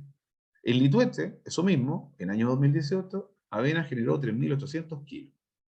Triticale, por ejemplo, que está mejor adaptado a las condiciones de restricción hídrica, nos generó 6.500 kilos de grano. Ese año 2018. Ese año 2018 que tuvimos 253 milímetros en Marchihue y 436 milímetros en Litueche. Y estos son los equivalentes en rastrojo. O sea, el rastrojo que quedó, si nosotros lo convertimos en fardos, digamos así, nos hubiesen dado 97 en Marchihue, de avena, 300 de triticale, 300 fardos, en Litueche 200 fardos y triticale 400 fardos. ¿Ya? Eso para el año 2018. Pero aquí pongan atención, esto es súper importante. Año 2019. ¿Y qué dije yo en un principio? El año 2019 fue uno de los años más secos de nuestra historia. Sí, muy bien, secos de nuestra historia. En Marchihue cayeron 145 milímetros. Esta fue la producción de kilos de grano de avena. ¿Ven ahí? No, no me equivoqué. 0 granos. ¿Ya? No hubo producción de granos. O sea, el agricultor que sembró para generar granos en Marchihue el año 2019 no generó ningún grano. Por su parte, en el mismo lugar, un año muy seco, 145 milímetros, Triticale generó 1.240 kilos de grano. O sea, en la misma sequía, Triticale algo pudo producir. En Litueche, ese mismo año, obviamente como estamos más cerca de la costa, un poquito más, la avena pudo generar 2.500 kilos de grano. ¿Y qué pasó con Triticale? 5.000 kilos de grano. O sea, en condiciones de restricción hídrica, siempre Triticale tiene mayor producción en grano. ¿Ya? Los rastrojos equivalentes, ustedes pueden ver que es lo mismo. O sea, en el fondo, les quiero decir yo que existen alternativas. Estos datos yo se los muestro para que ustedes estén preparados en un futuro, cuando tengan que asesorar, cuando tengan que revisar alternativas, busquen alternativas. Existen. La avena no es lo único que existe. A mí me gusta mucho la avena como para alimentación animal, pero no es la única alternativa. Y hoy en día, con los efectos del cambio climático tan presentes, tenemos que tener claro que existen más y mejores alternativas. Esto es algo último que estamos investigando hoy en día, es una nueva especie de triticale. Nosotros le llamamos triticale forrajero. Es distinto al triticale anterior que estábamos mostrando. Es un triticale que es para pastoreo, no es para producción de grano, ¿ya? Es para que los animales vayan consumiendo y se va generando corte tras consumo, ¿ya? Es una nueva forma de alimentar. Hoy en día no existe acá en Chile, prácticamente no existe, ¿ya? Y menos aún para zonas de secano. Este triticale forrajero, que es proveniente de México, que como le digo, llevamos 2 o 3 años estudiándolo, como le digo, es distinto al que le mostré datos recién. Es un triticale que tiene la gran condición de que en zonas de secano, o sea, secano, sin riego acá, puede generar hasta 4 cortes de materia seca. Eso es tremendo. Hoy en día no tenemos alternativas que nos den ese rendimiento. Eso, aquí pueden ver, por ejemplo, en agosto, cómo está el triticale. Ahí las hojitas lo están consumiendo. Así quedan los ensayos después. Y así está en septiembre, rebrotando nuevamente. Solamente con la humedad en el suelo. Bueno, ahí más o menos les muestro unos datos de la comparación del triticale forrajero de México. 14.000 kilos de materia seca en su segundo pastoreo, versus la avena, 8.500 kilos de materia seca. Estamos hablando de prácticamente 7.000 kilos más de materia seca. Existen otras alternativas, por supuesto, también. No sé si alguno de ustedes ha escuchado el famoso forraje verde hidropónico, muy de moda hoy en día. Es producir forraje en bandejas o en superficies sin suelo, por eso el nombre hidropónico, donde podemos producir forraje a partir de la germinación de semillas de trigo, de avena, de cebada, de triticale, de centeno, de maíz. ¿Ya? Tenemos esa opción de forraje, de alimentación, y así generan esas tortas finalmente que le podemos entregar a los animales de forma inocua, ¿no? Se aprovecha el 100% del alimento, lo pueden ver ahí, ya no se pierde nada, ahí no hay pisoteo, no hay fecas de animales, no hay orina, no hay malezas, es 100% forraje, que se consume el 100%. ¿Ya? Es una tremenda alternativa. Pueden ver ahí, desde eso a eso, y finalmente termina en eso. Bueno, aquí un poco de las cosas que hemos escrito. Nos gusta mucho escribir, ¿ya? Transmitir esa información a ustedes principalmente, a los estudiantes, a los agricultores. Así que ustedes pueden encontrar, tenemos un gran número de publicaciones, de videos en internet, unos boletines que hemos escrito. Como ven, nos gusta escribir mucho. Así que toda esta información que yo les estoy mostrando está disponible en internet, está disponible en la página de línea, www.inia.cl, y solamente, bueno, con esto termino, darles las gracias por su tiempo. Espero no haber sido muy aburrido y que me hayan entendido el mensaje, ¿ya? Espero poder verlos prontamente, ya que entiendo que nos van a visitar a las instalaciones de INE, así que ahí les podemos contar un poco más. No me quiero alargar más en el tiempo porque sé que tenía 45 minutos y si me dan más tiempo, aquí podemos estar todo el día. ¿Ya? Así que eso, muchas gracias. Perfecto, muchas gracias, Cristian. Hay un par de preguntas, Tania, en el chat. Sí, Gastón, tenemos 3 preguntas. Voy a partir favor. por la pregunta de Susane. Dice, la cisterna para la recolección de agua lluvia no genera actividad microbiana. ¿Cómo se resuelve con cloro? Esa es la consulta, Cristian, que tiene Susane. Déjame ver. No sé si ya dejé de compartir, ¿cierto? Todavía está en la pantalla. Sí, todavía estás compartiendo, no en modo presentación, pero estás compartiendo aún, Cristian. No, y aquí yo no uso Zoom, uso Meet, entonces no gastaba cómo dejar de compartir. Ahora sí, ahí sí. Ahora sí. Ya, muchas gracias. Ya, la pregunta era si existía actividad microbiana en la cisterna flexible, ¿no?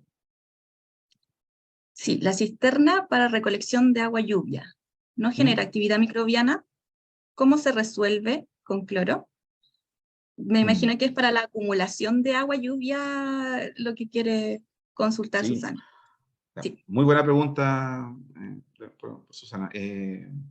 Claro, exactamente. Bueno, dejemos claro 2 cosas.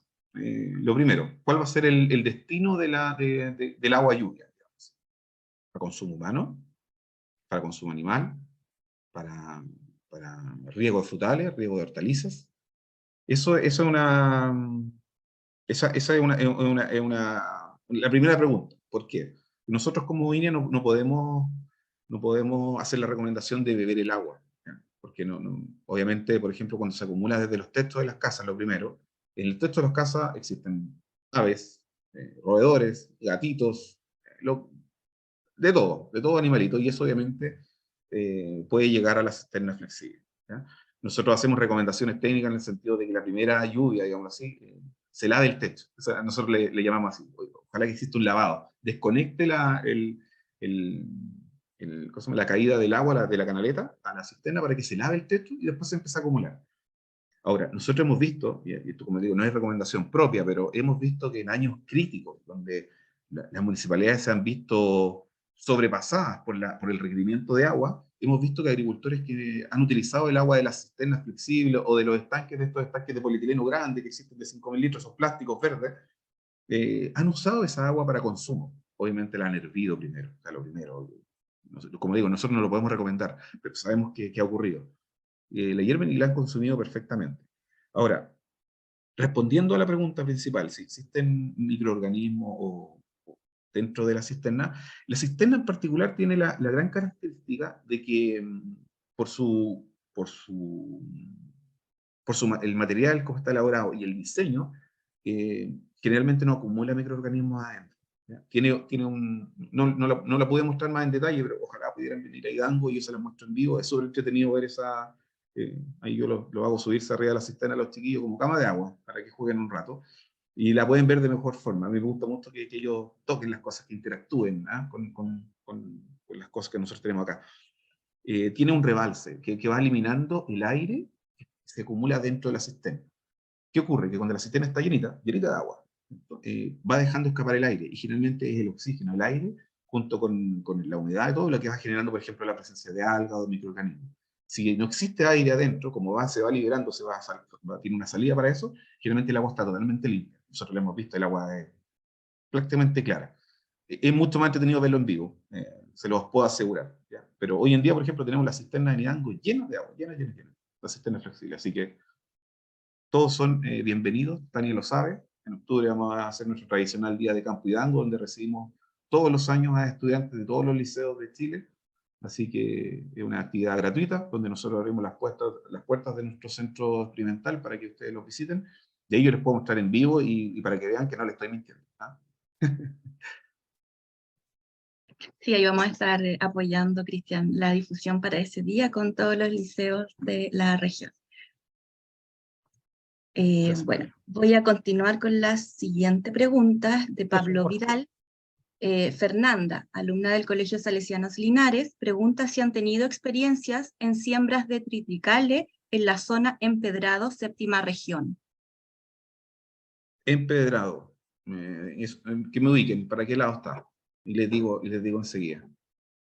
Yo trabajo en la región de O'Higgins, pero tengo una colega que trabaja en la región del Maule, que yo sé que ha hecho el mismo trabajo y más aún en la zona de Cauquenes, trabaja ella. Pero en todo ese sector ahí, yo sé que lo han establecido.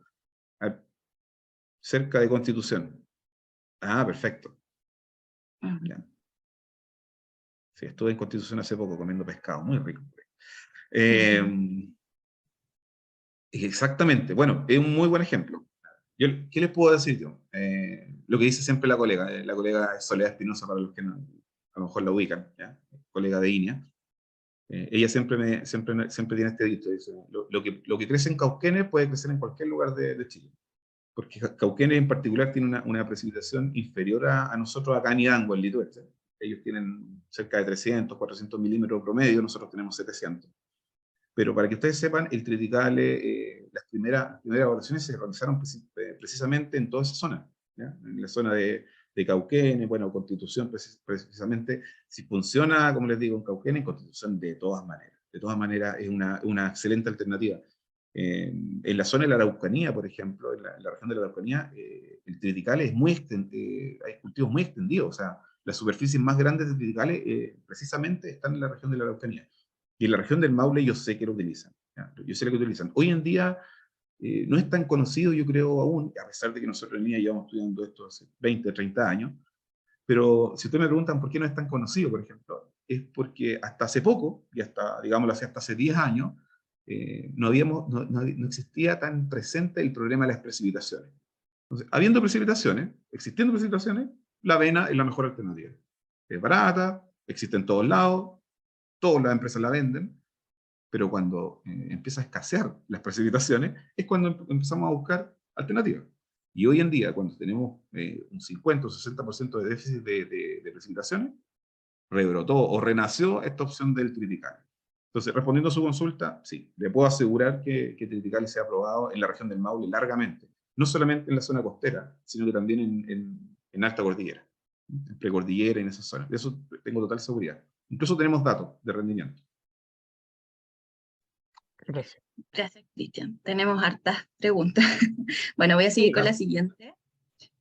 Dice, buenos días, soy estudiante Benjamín Jara de cuarto A de la Escuela Agrícola Salesianos Don Bosco Linares, y mi pregunta es, ¿el cambio climático de qué manera puede afectar a los agentes polinizadores y cómo nosotros como técnicos agrícolas podemos evitar esto? Esa es la consulta siguiente. Buena pregunta. Yo me declaro, no soy experto en entomología, digámoslo así. En cuanto a agentes polinizadores, bueno, no solamente existen insectos, también existen murciélagos, polillas, picaflores, aves, de todas especies. Pero respondiendo a tu consulta, para no dejarte con la actitud, porque nosotros ahora justamente estamos elaborando un informativo donde hacemos mención precisamente a esto, cómo ha afectado, por ejemplo, el cambio climático, pero principalmente a la apicultura, ¿ya? A las abejas. Pero ¿qué te puedo decir de mi experiencia, de lo que yo he visto? A los agentes polinizadores en ese sentido, nosotros acá en nuestra región hemos visto, por ejemplo, que producto de las temperaturas, producto de los eventos, por ejemplo, de aumento de las temperaturas principalmente, eso ha afectado mucho lo que llaman en la semillera el NIC. Es el periodo en el cual, por ejemplo, los árboles, los frutales, o dependiendo de las especies arbustivas que son polinizadoras, digámoslo así, cambian de fecha, se adelantan o se atrasan, o se acortan sus periodos de polinización. Eso claramente afecta a todas las especies que son polinizadoras, porque no hay match, no hay NIC, bueno, match es un término hoy en día más usado, pero no existe NIC. O sea, en el fondo, cuando los agentes polinizadores están disponibles, las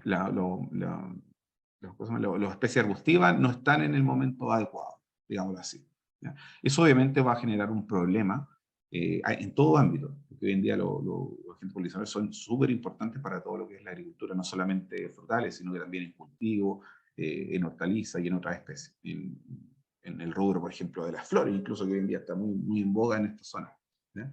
Sí, eso es lo que te puedo decir. Puedo recabar más información y le puedo compartir a Tania o a quien lo requiera el informativo cuando ya lo tengamos una vez desarrollado. como digo, no soy experto, pero yo te puedo contar desde mi experiencia lo que nosotros hemos visto. Eso es un efecto claro del cambio climático. Como te digo, el acortamiento de los plazos de polinización de algunas especies arbustivas, incluso el adelantamiento de la época de cosecha. Nosotros lo hemos visto en la zona de secano, en el trigo, por ejemplo. Nosotros históricamente, no sé, sabíamos que en noviembre, diciembre empezaba a estar listo el trigo, o estaba en una etapa de grano lechoso, grano pastoso, por otro ejemplo, y hoy en día, producto de años con temperaturas muy altas, se nos ha adelantado 1 o 2 semanas el periodo de cosecha, y eso nos genera graves problemas porque nos acorta los procesos, muchas veces tenemos que adelantar trabajos, los granos no se maduran en un 100%, existe mucho el tema de grano chupado. Hay un sinfín de problemas. En la fruticultura, por ejemplo, el tema de las apariciones de las heladas constantes o los rocíos en épocas donde no deberían ser, nos generan abortos de flores, partidura de fruta, etc. O sea, son muchos los problemas. Podríamos estar debatiendo todo el día de los efectos que genera la agricultura en general el cambio climático. Así que yo soy abierto a responder todas las preguntas posibles. No sé si vamos a alcanzar a responder todo hoy en día, pero voy a tratar de responder ahí. Busquen ustedes cuáles son las más atingentes y las vamos respondiendo. Después, más adelante, Sí, por hay correo, 2 liceos que puedo se responder quieren. todas, así que. Perfecto. Sí. Y sí voy a Tenemos compartir la a PPT, por si acaso. Alcancé a leer Sí, y hay estaban del preguntando Liceo si Padre Alberto Hurtado y Río Claro Sí. que quieran hacer preguntas para ir cerrando ya. Por supuesto, no hay problema. De Padre Alberto Hurtado, no sé si quieren abrir micrófono y hacer su consulta abierta.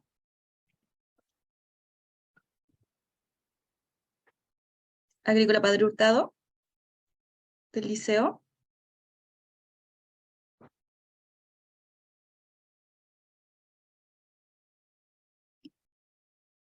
A lo mejor no nos escuchan. ¿O Río Claro mientras tanto? Puede ser Río Claro.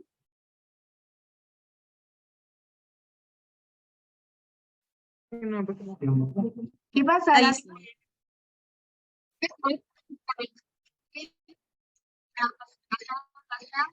Cada vez más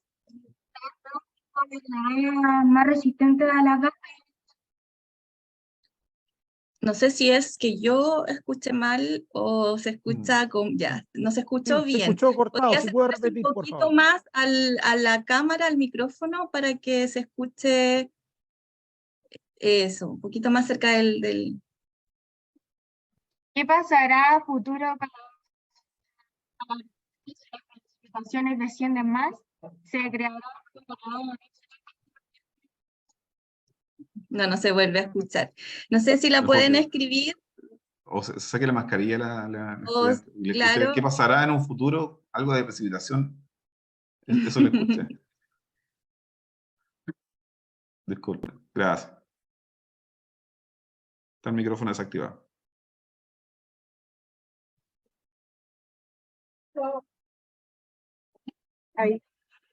Ahí sí. No se escucha tan bien.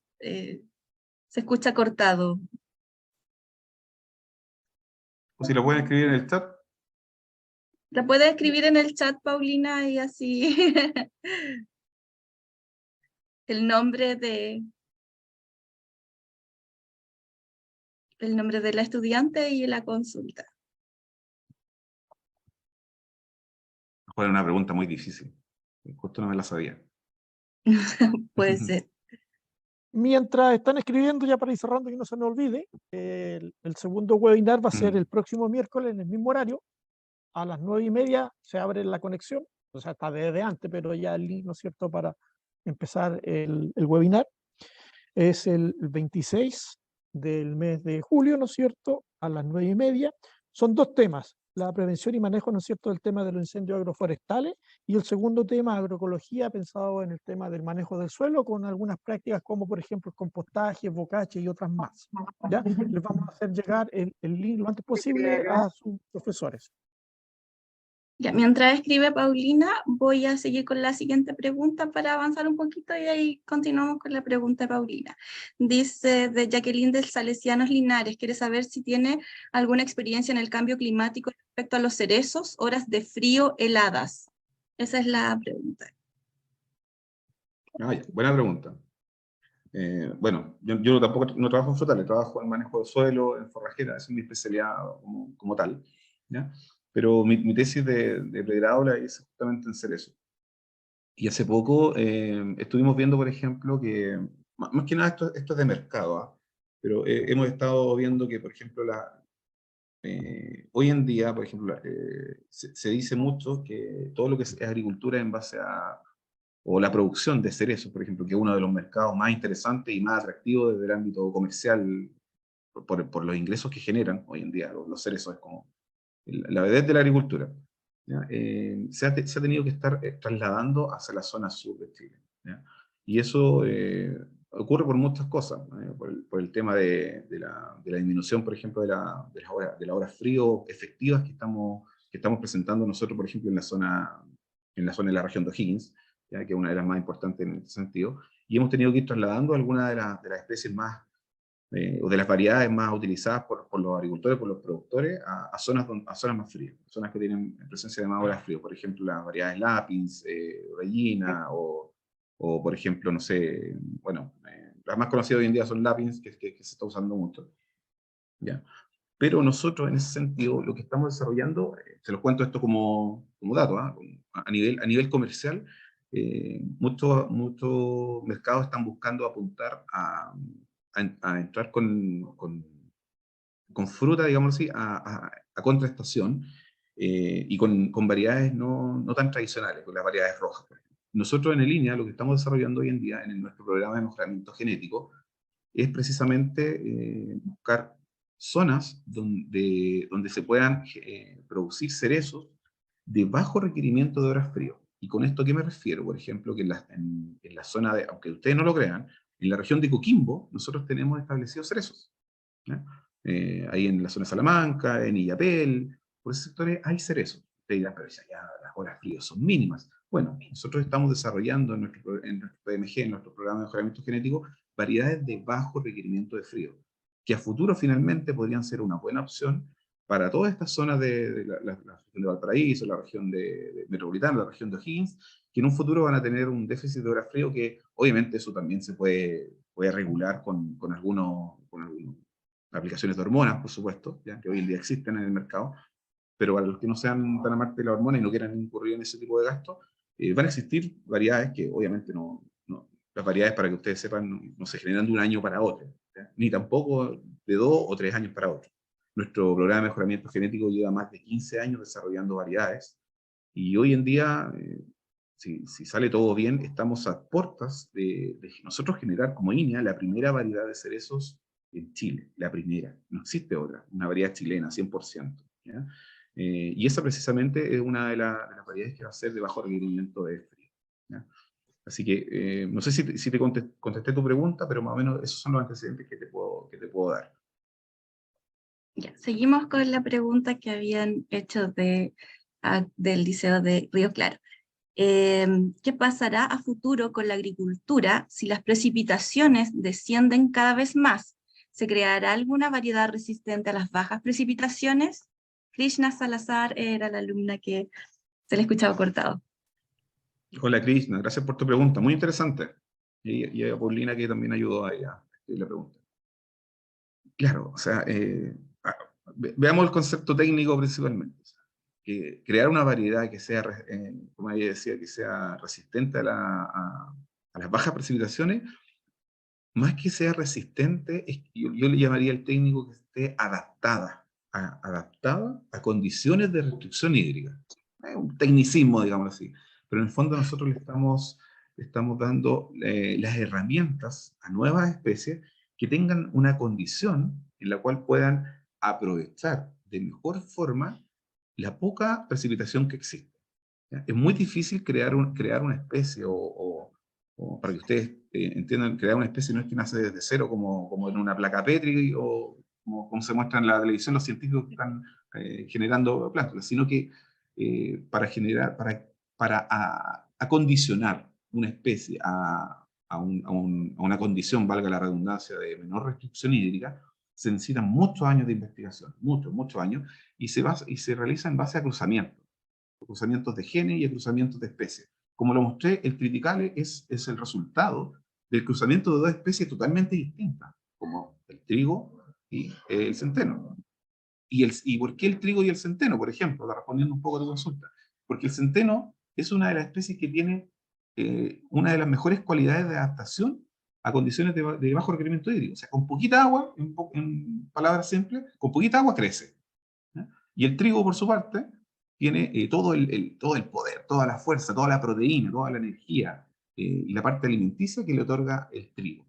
Entonces, lo que no tiene el centeno finalmente, nutricionalmente, no es tan bueno como el trigo. Entonces se mezclan dos condiciones, se toma lo bueno de la capacidad de aperrado, digámoslo así, lo aperrado del centeno y la proteína del trigo y se combina en una especie. Pero para eso se requieren muchos años. Y eso es lo que hoy en día, respondiendo a tu consulta, es lo que hay que seguir investigando.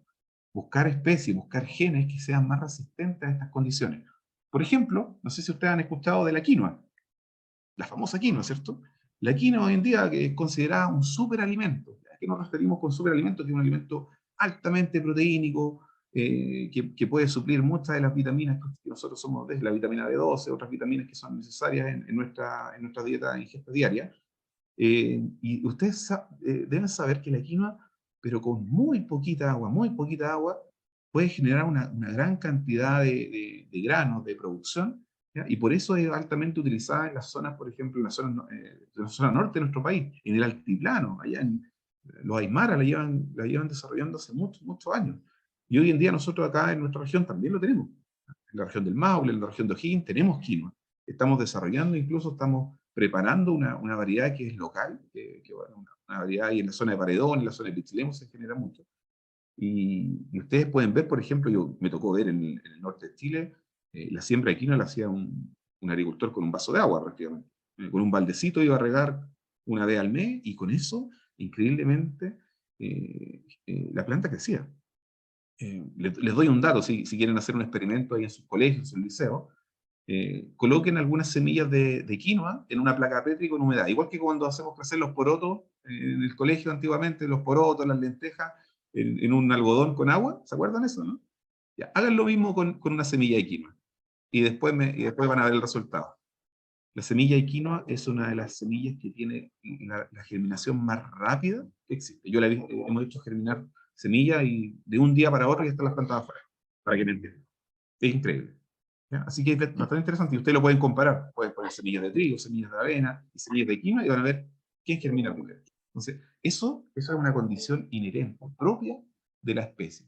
Y eso es lo que debemos tratar de apuntar respondiendo a la alumna. Buscar especies que en un futuro se acondicionen a esa menor precipitación. ¿Mm? Perfecto, gracias. ¿Queda alguna pregunta, Tania? Sí, la última, Ya. cortita, de Marcos Rosales, de cuarto A de la especialidad agropecuaria del Salesianos, de Don Bosco, de Linares. Dice, ¿cómo el cambio climático ha influido en la aparición de plagas y enfermedades en cultivos agrícolas? Con esa pregunta cerramos, Cristian. Ya. Súper buena pregunta del estudiante. Bueno, exactamente. Yo como mencionaba, no soy especialista en entomología, pero sí nos toca ver de todo en línea. Nos toca ver de todo y, por supuesto, tenemos especialistas para cada una de las áreas. En los últimos años, yo les puedo contar mi experiencia. En los últimos años, estoy hablando de hace 5 años atrás, hemos visto cómo han aparecido, por ejemplo, dos plagas. Bredipal pustilensis, si no me equivoco, se llama, es un ácaro que apareció en hortalizas, que no existía en Chile. No había registro, por lo menos en Sudáfrica había mucho, y desconozco el motivo de cómo llegó a Chile, pero hoy en día lo podemos ver, por ejemplo, en la zona de Marchihue, que fue su aparición. Está atacando a un amplio espectro de especies, ¿ya? De hortalizas, de cucurbitáceas, está atacando frutales, está atacando cultivos, el otro día lo descubrimos también, está atacando leguminosas, tréboles, alfalfa, ¿ya? Y eso esos años atrás no existía. Hoy en día, claro, ¿por qué hay una mayor presencia? Principalmente porque se están dando las condiciones de temperaturas muy altas en invierno, ¿ya? Mucha humedad en los primeros estadios de junio, julio. Entonces, esos son claros efectos del cambio climático que nos van a ir afectando y van a ir generando aparición de, por supuesto, nuevas plagas. Eso es claro, lo tenemos súper